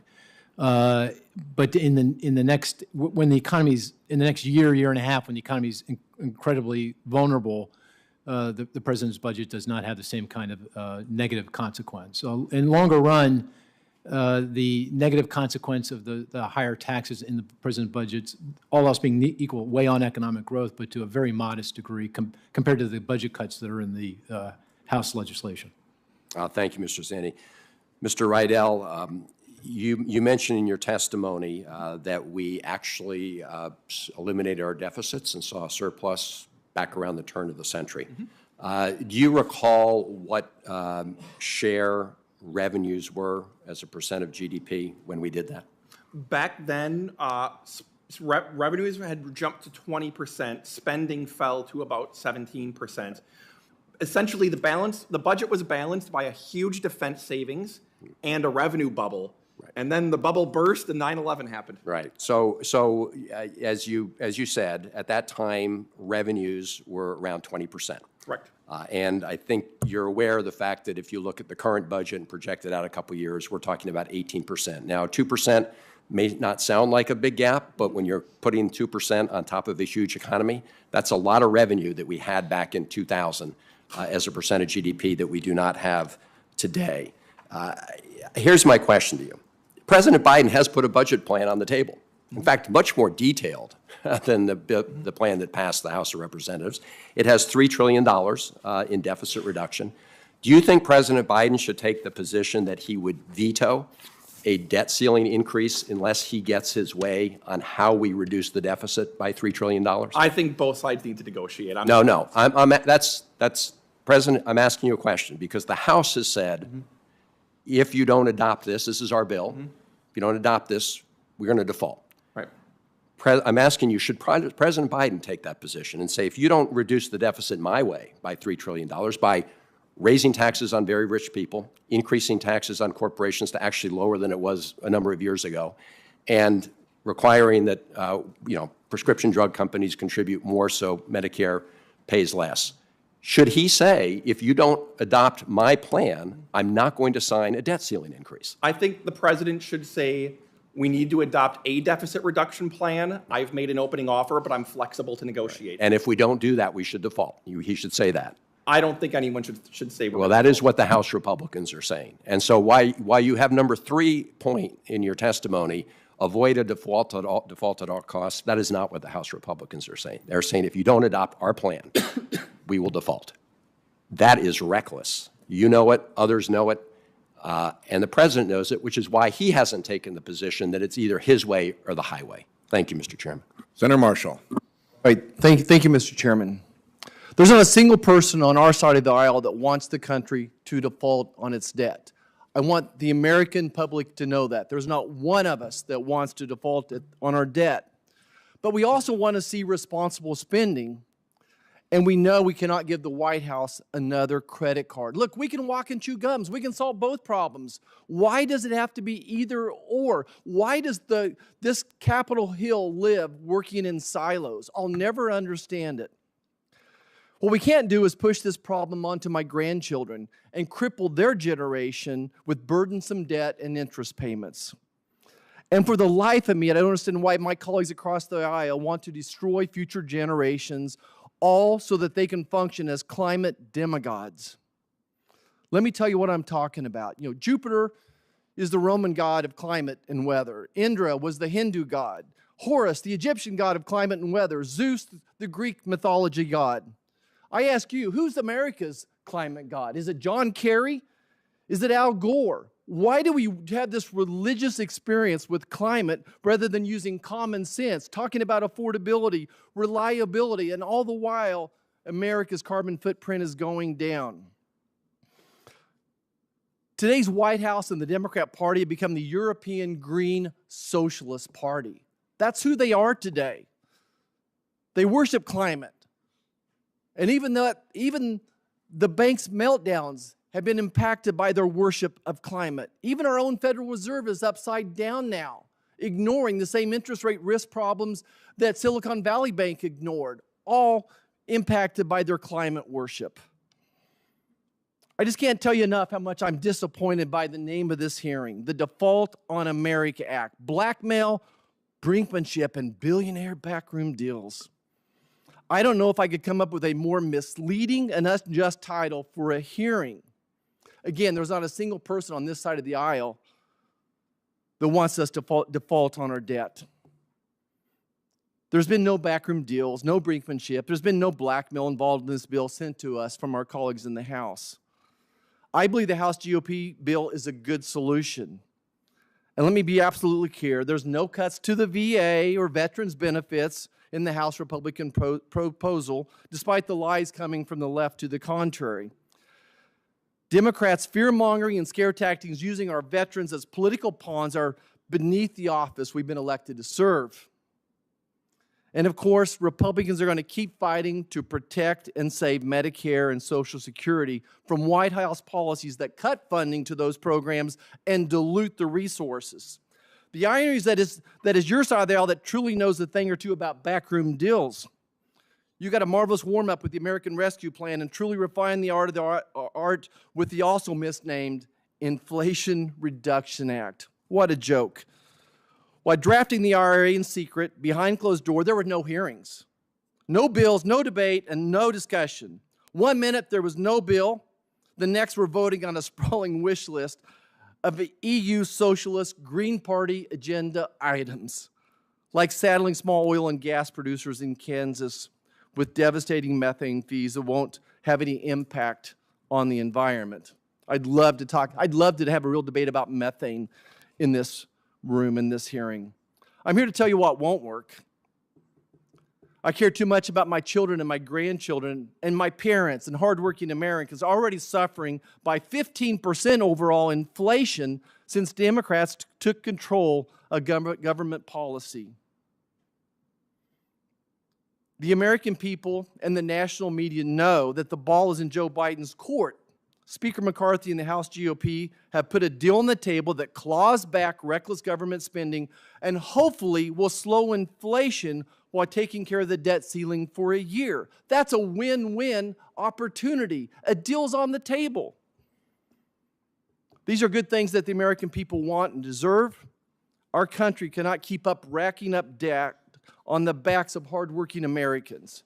We must face this head on. And all we're asking is that the Democrats stop all the political theatrics long enough to participate in a good faith negotiations so we can pay America's bills. We can do both. If anybody's listening today, I want to remind them, when it comes to addressing America's debt crisis, Republicans have done something and put forth a solution. Democrats have not. Mr. Riedel, what would your advice be to the president right now? My advice to the president is to sit down and negotiate. The American people at least want to have a discussion, and he should sit down and negotiate with an open mind towards raising the debt limit and reducing a deficit that both sides can. And the deal on the table does both of those. The deal that the Republicans on the House side have put forward does both of those, responsible spending and solves the debt limit crisis. It raises the debt limit and it addresses the deficit. Thank you. Senator Merkley. I yield back. Oh, for the record, since I sit on the Finance Committee also, And since I sit on the Environment and Public Works Committee, let me just note that the tax credit provisions in the IRA came through the Finance Committee, were publicly debated in the Finance Committee, were voted on in the Finance Committee, and the methane program came out of the Environment and Public Works Committee based on my methane fee, which was also a matter of a lot of conversation in the Environment and Public Works Committee. So we want to have that debate as well today? No, just correcting the record that there was in fact a lot of committee public action on the measures that ended up in the IRA. When did we get the bill? Senator Merkley. When did we get the bill from the time we got it till we voted? How much time passed? The provisions were clear well before and were subject Was to it minutes hearing or and seconds? debate. Hearing and debate months before. My colleague from Utah, Mitt Romney, said, why can't we figure out a path forward? And here we are. It's very clear that many people on my side of the aisle think we need to reduce the deficit by raising revenue from those who pay the least, that is, the rich and the corporations. And my colleagues on the other side of the aisle say we want to do it on spending cuts. And I'm taken back in time to 1974. This committee exists because of the bill that was passed in 1974. And that bill, which was titled the Congressional Budget and Impoundment Control Act, passed with 100% of the senators, every single senator, both sides of the aisle. And the deal was, for reducing the deficit, only for reducing the deficit, we will create a filibuster-free pathway. Now, you might recall that there was intense supporters of the filibuster, and yet every single one of them said, for one purpose, decreasing the deficit, we will have a filibuster-free pathway. And that held for 20 years. And you of all, as experts in this area, I'm sure are well familiar with what happened. And what happened was 1996. In 1996, you have the Gingrich Revolution, and we had essentially a series of bills. One of them was a line-item veto bill, and that was struck down by the Supreme Court. We also had a debate over a balanced budget amendment, and that fell one vote short here in the Senate from passing and failed. And then at that point, the Senate pivoted, the Senate leadership pivoted at that point and said, let's do a massive revenue reduction, a tax cut, a massive tax cut.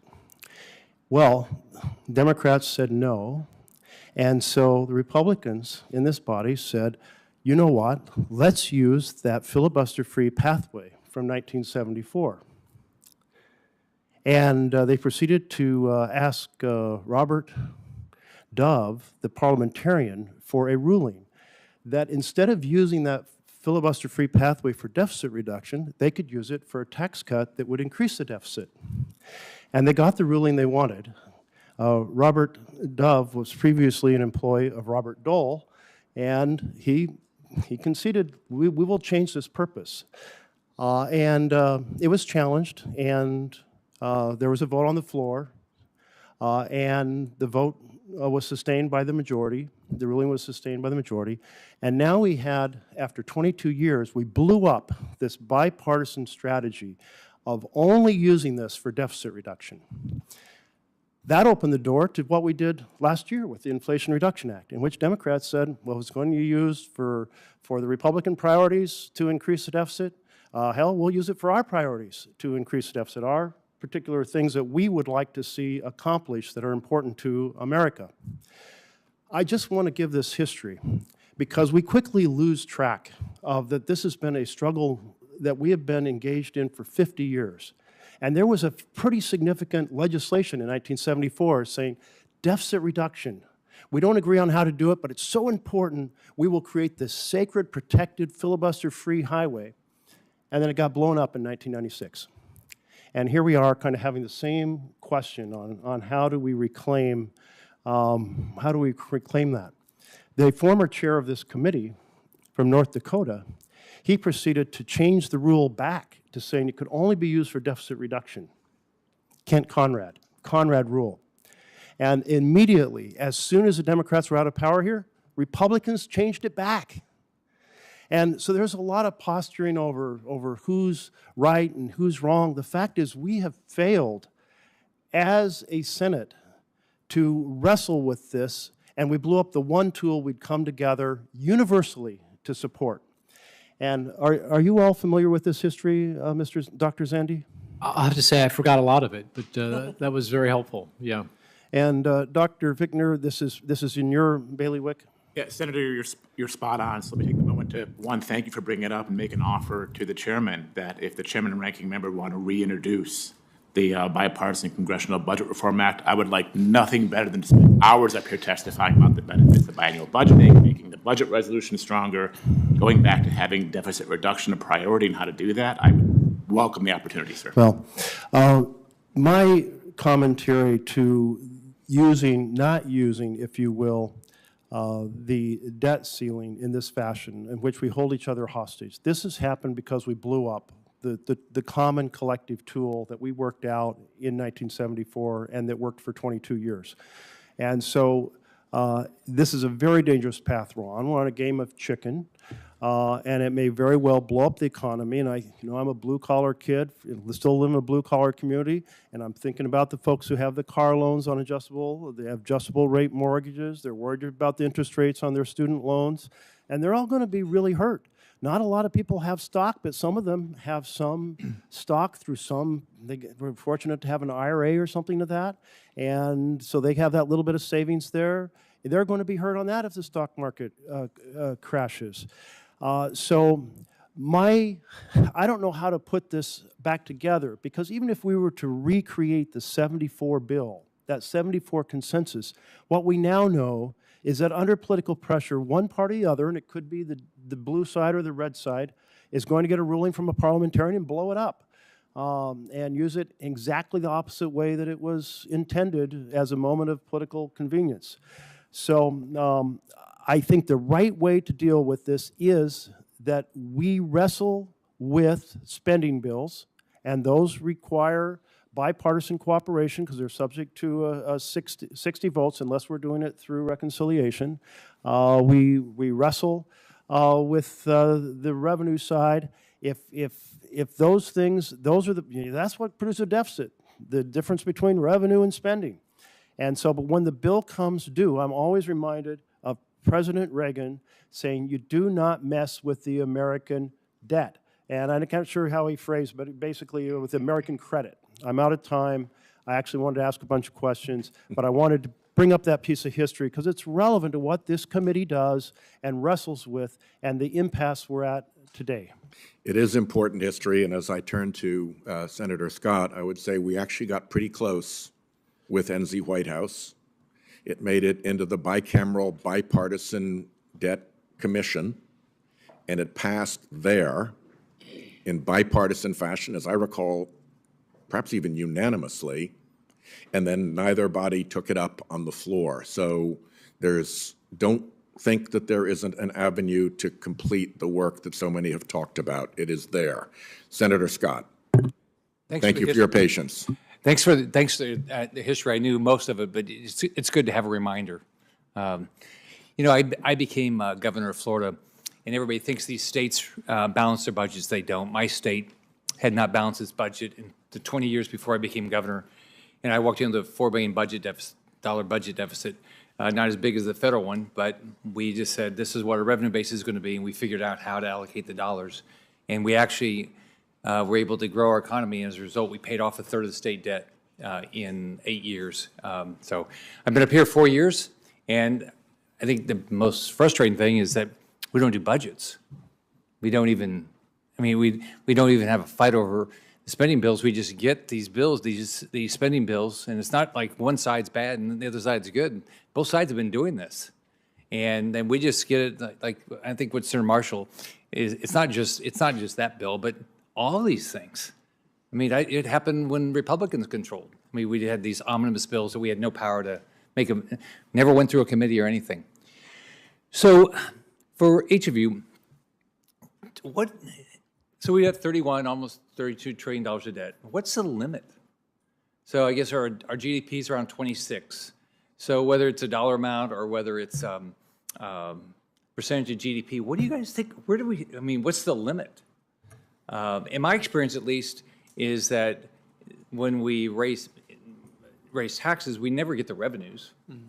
So, I mean, because I want everybody to pay their fair share and figure out how to balance this, but we never get the revenues. We ever say, and the other people say, well, if we do this, we're going to save money. We never get the savings either. So, what do you guys think the limit is? Maybe we just go this way. Sure, I'll either way. start. Thank you, Senator. Many of us have been calling for this to be a problem for years, and I think one day I'm going to be right. I'm just not sure when that day comes. But I'll tell you now where I think it's going to happen is 2033, because that's when the Social Security Retirement Trust Fund becomes depleted. And that's when, if no action is taken by Congress, we're going to have to borrow $350 billion a year to make up the difference in general revenue shortfalls if we don't raise taxes or cut benefits, which I don't think Congress will do at the last minute. That's when you're going to start seeing the bond markets interact and say, this borrowing could go on for how much longer? And that's where I think we're going to start hitting our So the CB score, Congressional Budget Office, I think has this, if we continue the path we're going down, we would be at what, 48, something like that? $1 billion of debt on top of that. What about you? Yeah, I think once the debt gets up to 150 to 200% of GDP, you're really in rare territory with the global economy and with the experience of other countries. I mean, just to put a number on it, imagine we get to 200% of GDP and we have a 5% interest rate. You're paying 10% of GDP in interest. Well, if revenues are usually, 17, 18, 19% of GDP, you're in rough shape if the majority of your revenue is just paying interest. So you don't want to get to that point. The bond market may cut you off before you get there, but even if they don't, you don't want to be paying 10% of GDP just in interest. So I'm the lawyer, not the economist, so I'm going to defer to my colleagues here. I think the way I would think about it is it's not a cliff event, it's a corrosive on the economy. And a good rule of thumb, and this is empirically based with a lot of debate, and CBO comes pretty close, is that for every percentage point increase in the debt to GDP ratio, it adds about 2 basis points to 10-year Treasury yields. So just to make that concrete, On average. and it's not linear over time. But that feels roughly right. So if you go up 10 percentage points, you add 20 basis points. But if you do the arithmetic here, obviously the corrosive it undermines the economy, out in the long run. So we clearly have to change this. So let me ask you another question. We're at, I guess we're a little over 6 times debt to what we're anticipate we'll collect in revenues, right? How much of your net worth would you invest in a company like that? So how many of you are buying 30-year treasuries right now? Anybody? Anybody buying 3-year? Not 30-year. What would you buy? I have great faith in you that you will resolve this and that the U.S. will remain the. I'm hopeful. No, I would invest, and by the way, so does the rest of the world. We still are the AAA credit on the planet. Money comes here when times are tough, and that's because when times are tough, we ultimately do the right thing. It does say something when nobody's sitting here saying they would buy 30-year treasuries, because we're supposed to be the safest investment in the world. And a lot of money is held right now in cash, sir, just paying a good interest rate for money market firms. I'd say a lot of people are buying U.S. Treasury debt at this point. But now Now, I will say this. If you look at short yields on short-term Treasury securities, 1 month, 3 month, you can see the yields are now rising and falling based on when investors think it's possible that we do default on the debt. So the idea that people don't think we're going to default, that's slowly breaking down here. At some point, it's going to become a problem. And I would add China and supposedly Japan worse than any time in our history. Yeah, I mean, you look at 1 month versus 3 month Treasury, it's a beautiful chart. You should take a look at it. I mean, in fact, it's in my written testimony. It's unprecedented. So investors, and then you can look at Treasury security yields by day, and people are now looking at, when receipts are coming in, when expenditures are going out, and they could say, oh, on this day, it's the most likely day that the Treasury is going to run out of cash, and therefore I'm not going to get paid. It's probably positive. People are getting engaged. Right? It's absolutely critical that they get engaged. Yeah. Thanks. Thank you, Senator Scott. Senator Lujan, then Senator Braun, then Senator Padilla. Thank you, Mr. Chairman, and thank you to everyone that's here in person and also helping us electronically to be here today with the panelists. It's been a good discussion, one that I've appreciated and learned from. I want to take this back to what the Republican legislation that was passed this last week, which I think similar to 2017 when the American people dubbed the Trump tax policy as a tax scam that was promised to be targeting middle class and those aspiring to be in the middle class, to prioritize them. I mean, the proof is in the pudding, and everyone knows where that money went, and to the dissatisfaction of many constituents I represent, they were trying to figure out how to submit their taxes the next year because the withholding tables changed a little bit, and less was taken from their checks. But when April 15th came, they were thinking what happened last year was going to probably happen again, and it didn't. And it hurt their budgets. So I hope that when we talk about budgets, we also include the budgets of the people that we represent when we're talking about this. And with me saying that, I don't know if the chair knows or if any of you know, do you know how many U.S. senators went to Head Start? There's two. There's only 2 U.S. senators that went to Head Start. I'm one of them. Now, I think that if those programs would have been stronger in other parts of the country, colleagues would have benefited from them as well. But nonetheless, I bring that up because this Default on America Act that came through the House recently would dramatically reduce and eliminate investments in Head Start. I've heard economist after economist tell me that one of the greatest returns on a dollar is an investment in education in children. Dr. Zandi, does what I say hold true? Yes, I mean, there's very strong academic research that shows that investments in young children, pay off enormously, not only for their financial well-being, but for the communities they live in and for the broader economy. I appreciate you sharing that. I know that I benefited from this education, and I didn't realize until later in life what opportunity that I had that presented itself to my family. Not just that I was able to get a jump start, if you will, on those classes, but during those times had a little lunch that would be available to us too to keep us nourished and keep us strong, which would help us learn more. But my parents also didn't need to find childcare for me when I was growing up, which let them stay in the workplace and work more. That sounds like good economic policy to me. And so what I wanted to raise, Mr. Chairman, was my concern associated with the devastating cuts that were listed in these programs in the area of early childhood education.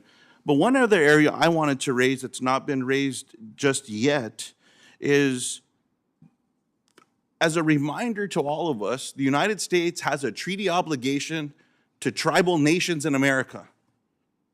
That the United States has a horrible track record of meeting.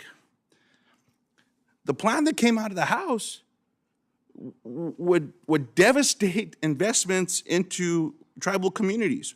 A $1 billion cut to Indian Health Service, $60 million cut to the Bureau of Indian Affairs, $200 million cut to the Bureau of Indian Education.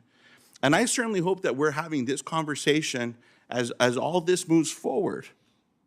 Now, when I was elected to the U.S. House of Representatives in 2008, I proudly supported PAYGO, a simple policy that was instituted in 2006 that was moved forward through 2008, and then it was erased.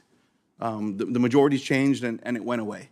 But that's a pretty simple policy that I think that everyone across America can understand. If you're going to buy something, you got to pay for it. And so while I'm not as smart as all the folks that I learned from, I know that. I think that's a strength of mine. I surround myself with smart people. But I also understand simple concepts. And if we can go back to, there's an acronym, I'll leave the last S off. But if you can keep it simple and we can all come together and do some things, we can make things better. And so, Mr. Chairman, I apologize for my approach to some of this, but I think sometimes we just need to step into the shoes of the people that we represent and try to communicate in a way that complex policy takes them into consideration when we have to make these really tough decisions. I thank you for the time. I yield back. No apology needed, Senator Lujan. You have a very important voice. Senator Braun. Thank you, Mr. Chairman. To put into context, this is the Budget Committee. And at least today, I think we're talking about budget. I've been on it as the committee I was most interested in being on since I got here 4.5 years ago. And we've not even gotten to first base on a budget resolution that was accepted broadly, let alone a budget. So I'd like to ask the chairman of the Budget Committee, this senator here had to take as a privileged motion a budget to the floor about a year ago. And that's when it doesn't get done in the regular order of business. Would you commit to you and I at least working when the new fiscal year starts on October 1st, that we will bring a budget to the Senate floor that we craft here and spend the time on the Budget Committee through regular order, like you do everywhere else, to get a budget that we would at least get out of this committee? I'm going to have to wait and see how the present circumstance plays out, because if the House Republicans set off the default hand grenade that they're negotiating with right now, we are in a very different world, and I can't predict that world. Well, let's assume that doesn't happen. What I've already said I will do is to get back to work on the NZ White House budget reform proposal that can lead in that direction and set up the terms for precisely the conversation you want. I think we've talked about this before. Yeah. My recollection is that you were favorable. Senator Kane has been here. I think we've got some real bipartisan interests there, and I will pursue that. I think we're pretty comfortable with the president's budget. So I don't know that we need to do more. That's now between the White House. I think if we still have a budget committee, we ought to use it through regular order to at least put something out there. The other House needs to do that as well. So let's get to what I've observed. Other places, everywhere else, you don't have the printing press in the basement, and you do not have a credit card that is automatically renewable. I think that's the context that we work within here. Obviously, that would be pandemonium anywhere else. Sooner or later, things like your sovereign currency are at risk. We saw what happened in Europe when Greece, Spain, Portugal, and Italy fell off the wagon not too many years ago, got them back in line.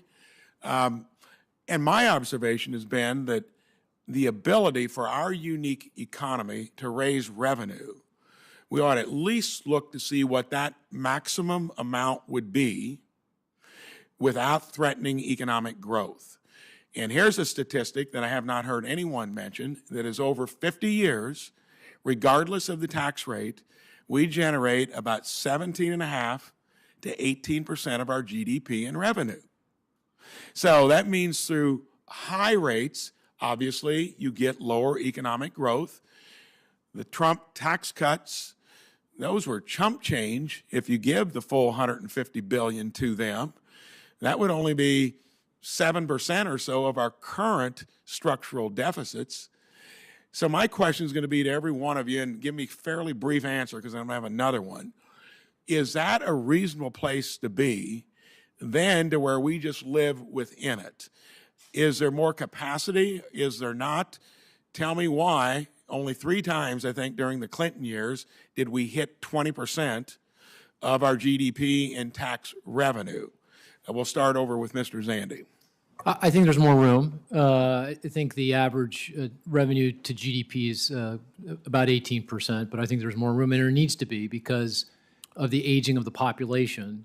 There's more folks that need Social Security and Medicare, and that is a significant, just keeping spending per person constant in real dollars. Where, do you have a level that you think that you'd be comfortable with that wouldn't strain economic growth and that would be reasonable? Yeah, I think somewhere between 20 and 22% in that range. Yeah, and I think that'd go a long way to addressing our long-term fiscal issues. But we need spending restraint on top of that. And by the way, that would be about 3 to 5% lower than where we're currently at, with $7 trillion divided by our, what is our GDP, like 26 trillion roughly? 25. Okay, so we're way above 25% currently, and that's not sustainable. Ms. Hooper, what do you say? Of course, I was talking long run, not Yes, I know long run. Ms. Hopper. Yes, I would say I am the attorney, not the economist again, so I will defer to my colleagues here. Okay. I've modeled out the tax numbers, and you could probably get to about 20% of GDP tops, especially on terms of taxing the rich. You can throw every proposal out there that we've seen on taxing the rich. You'll get about 2% of GDP from that. And with spending going to 30% of GDP, you got a ways to go. And I'll echo Mr. Rito's point. In my lifetime, basically, the long-term average for revenues averages 17.4%, to your point. When you get above 18, there's calls for tax cuts. When you get below, there's calls for revenue increases. That's kind of the historical. Even if we have range going up to 20, let's just give ourselves that there's some flexibility to go to 20. 2033, we're going to have 25% of GDP in outlays. That's the big gap. So you can't make it up all on revenue. So right here, historically, we've got 18%. Let's round it up 0.5%. We have one witness that says 20 to 22%. We're currently approaching 30%. So, Mr. Chairman, I would think that one simple way to get bipartisanship would be to at least establish what the capability is of this federal government and then live within it. Because otherwise, you're ending up basing this on an increasingly indebted economy, which now puts us only number 2 to Japan in terms of percentage of debt, debt as a percentage of our GDP. And to me, that's a shameful, bad business plan that is not sustainable. Since I was asked the question, I'll take a minute of Chairman's time before I turn to Senator Padilla to say that the way that the NZ White House program worked was very aligned with what you have just said, Senator Braun. It was, I think everybody agrees that debt to GDP is the right metric to be looking at. I see all the economist heads nodding, all three. And then the question is, what debt level for the GDP is the appropriate one? And that's something on which we can have a civilized and thoughtful and sensible discussion informed by experts. And once you've determined what the range of a suitable debt to GDP ratio is, you then have to figure out how quickly you can get there without destroying the economy along the way, because sudden, brutal cut shocks to the economy, like the House has proposed, as Dr. Zandi has said, will cost 700,000 jobs and put us into recession. So that's not a smart way to get there. You've got to have a glide slope, and then you've got to think about how do you enforce the glide slope with warnings that you're off the glide slope, and then you have the revenue and spending discussions. And that's Mr. Chairman, when just not too long I've ago, got to yield to Senator Padilla. It's his time. Are you going to do another round or? Sure, you can stick around, but it's Senator Padilla's time now. So, Senator Padilla, excuse my intervention in your time. Thank you, Mr. Chair. I'll just make up for it on the back end. Everybody else has, why not you? Let me also try to sort of level set not just the conversation we're having here today, but why we're having it here. Despite the slimmest of majorities in the House of Representatives, Republicans are effectively saying to President Biden and to Senate Democrats and the American people that we must either accept their ransom demands or they'll force the country to default on its debt for the first time in history. Let's be clear that the hostage they're taking or threatening to take isn't the federal government. It's the American people, including their own constituents. A default would plunge our economy into recession. All the economists have established that, costing millions of American jobs, increasing loan payments for working families on everything from their homes to cars to student loans, and threatens to cut Social Security and health care payments as a result. So much of what we're discussing here today, as big and significant as it may sound, is frankly only scratching the surface of what the country will face should Republicans refuse to allow the federal government to meet its obligations. Let me ask questions about some of the specifics. So, as we saw during a recent hearing with OMB Director Shalonda Young, Republicans take great offense at the idea that they would cut Social Security and Medicare. And yet, because of this manufactured crisis that would result in seniors not receiving their Social Security and Medicare benefits they have paid into their entire life and they have earned. A default would keep the federal government from actually paying them out. Mr. Zandi, can you describe the implications for Social Security and Medicare if the federal government defaults on its debts? Of course, it would be devastating. I mean, the first thing that would happen is people wouldn't receive their checks on time. They'll eventually get the money, but it'll take longer and longer for that to occur, the longer that the impasse continues. Obviously, the hit to financial markets would be serious immediately. In fact, that's already going to start to happen even before we breach the debt limit because investors are going to anticipate the breach.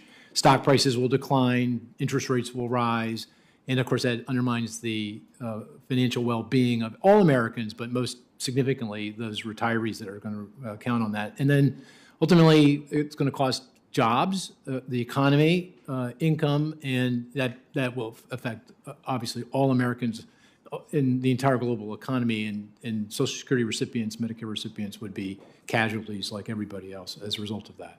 Right. Now, I was planning to raise an issue of veterans, and I'm glad that Senator Marshall made reference to it in his remarks, because my understanding is that nowhere in the House Republicans' Default on America Act does it say that veterans' benefits are exempt from the 22% cut in domestic spending, right? So we covered Social Security, covered Medicare. Now let's talk about veterans' benefits. It would have been perfectly straightforward to write such an exemption in the bill. In fact, House Democrats offered 2 amendments in the House Rules Committee to protect veterans' benefits from spending cuts. And as we watched that committee do its work, we saw House Republicans vote down those offered amendments. They did, however, rewrite the bill to protect ethanol subsidies. So it seems pretty clear to me that House Republicans made a conscious choice to subject veterans' benefits to their spending cuts, despite protests to the contrary. Back to you, Mr. Zandi. Can you identify a provision in the Default on America Act that would exempt veterans' benefits from the spending cuts proposed by House Republicans?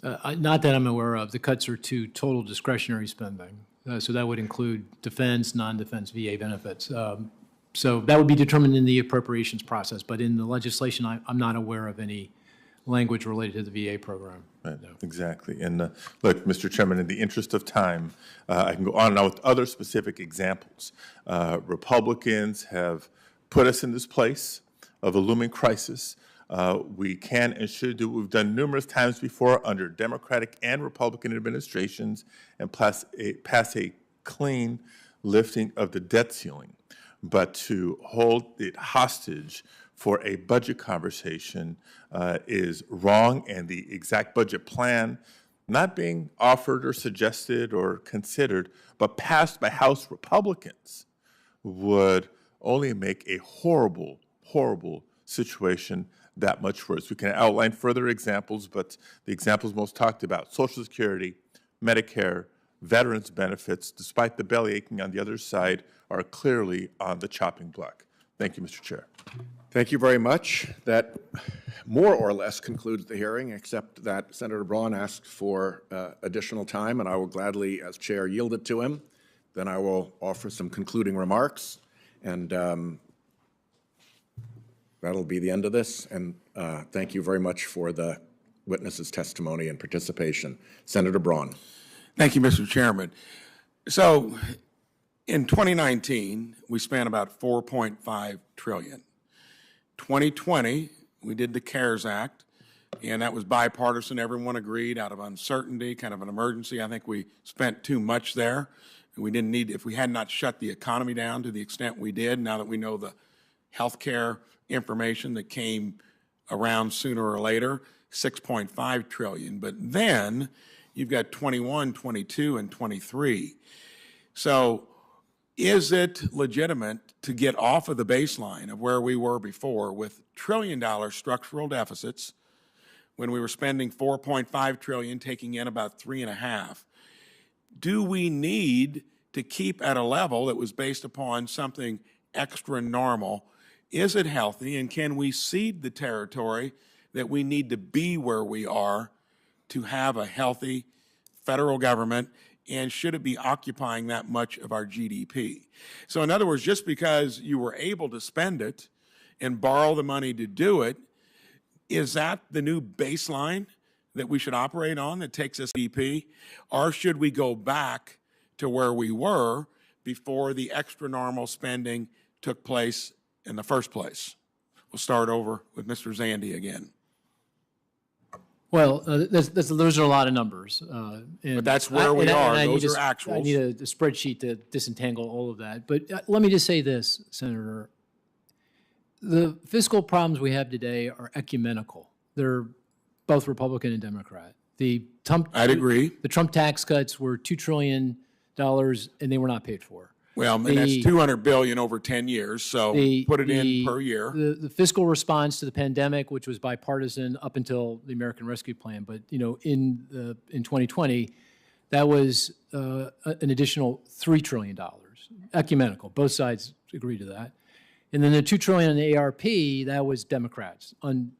Yep. So it's the situation we're in now is both on both parties. And I'm talking about going ahead. And go back to the original baseline, or should we be at the elevated level? I think we need to get government, I don't know precisely where it should go, because I have to look at the numbers more carefully, but that the spending as a share of GDP has to get back down to something close to 20 to 22%. Where I think revenue should be is where spending's got to get.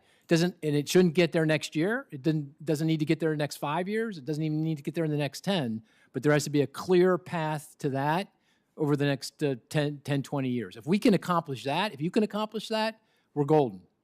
20 to 22%. What about the other panelists? I think spending has grown rapidly in the last couple of years, and I will add that discretionary appropriations themselves have grown 23.4% in the past 2 years. And so the idea that any cut to discretionary appropriations is going to be a devastating starving of the government, it's grown 23.4% in 2 years. I don't know how that level has to be the sacred floor that will cause chaos if we go below it. I think that at some point we have to align spending growth with the economy and the fundamentals and the deficit. Well, Senator, I'll make my answer quick. I work for the Bipartisan Policy Center. We are the only organization in the District of Columbia with the word bipartisan in its title. Now, as an economist, I'm not sure that's a supply problem or a demand problem, but it is a problem. And what I would come back to is say with the chairman's offer to sort of put back in the NC White House bill, and your point about trying to get a process in place is very, very important. And that should be in some ways get the debt ceiling, get a budget, make that priority number 3, Mr. Chairman. To your point about where we should go back to, it is pre-COVID baseline. We all kind of agree here that somewhere tax revenues may, and I'll use the word may, be able to go up to 20%. I'm not sure we can do 22, but maybe 20, and spending should be close to that. Spending average is about 21% of GDP on average, right? So you get that little range you have. So most of our heavy lifting has to address spending, and it's a question of timing, how you get it back to a sustainable level. And also think about the incidence of tax and where you could have different sort of tax policy. Maybe think about a carbon tax or a financial transaction tax instead of relying on labor so much or income for your tax revenue. Thank you. And here to that last comment, may I say. First of all, let me thank Senator Braun for his, I think, extremely sincere and thoughtful interest in all of this. And I particularly appreciate his efforts in this regard and hope that we can work together.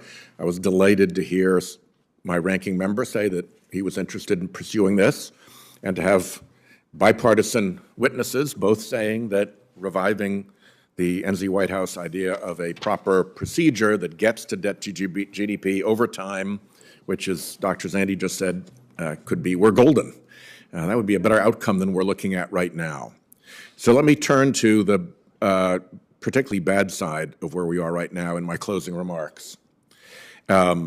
If we end up going into this Republican-threatened default and all the pain and calamity that all of the witnesses have forecast comes to pass,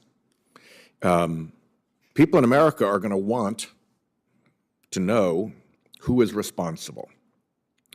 And this is a personal comment. Do not blame any of the other Democrats, and certainly I don't think it would be logical to blame any of my Republican friends. But my hard-earned experience tells me that when the Republican Party acts on pollution-related and corruption-related issues, the party acts as the glove for fossil fuels' dark hand. Essentially, every movement of the glove can be explained by the movement of the underlying fossil fuel industry hand. So House Republicans have armed the default hand grenade and pulled the pin and have it in their hands, threatening to blow it up with all of the consequences that each of you have forecast. And the question is, for whom? Edgar Allan Poe wrote about the purloined letter. Where was it found? In plain view. Look in plain view. What is in plain view in this bill? What is in plain view in the House Default on America Act is 275 out of 315 pages that are giveaways to the fossil fuel industry. The fossil fuel hand in the Republican glove. If we go there, if this default is provoked by what looks like a desperate last attack on clean energy competition by a massive polluting and heavily political industry, that will come back to them. There will be a story to tell. People will be looking at this, and I promise that I will do everything in my power to connect the dots so that the American people clearly see the dark fossil fuel industry hand behind the Republican glove in the Default on America Act. 275 out of 315 pages is one hell of a tell. And with that, I will conclude the hearing. If any members have questions for the record for the witnesses, we ask that they be in by noon tomorrow. The witnesses, if you receive questions for the record, are requested to provide your responses within a week. And may I hope that we reconvene in brighter days with the pin back in the hand grenade and go forward on a bipartisan path to do the work that I think has been quite well outlined in the subtext, if not the main text, of this hearing. Thank you all very much.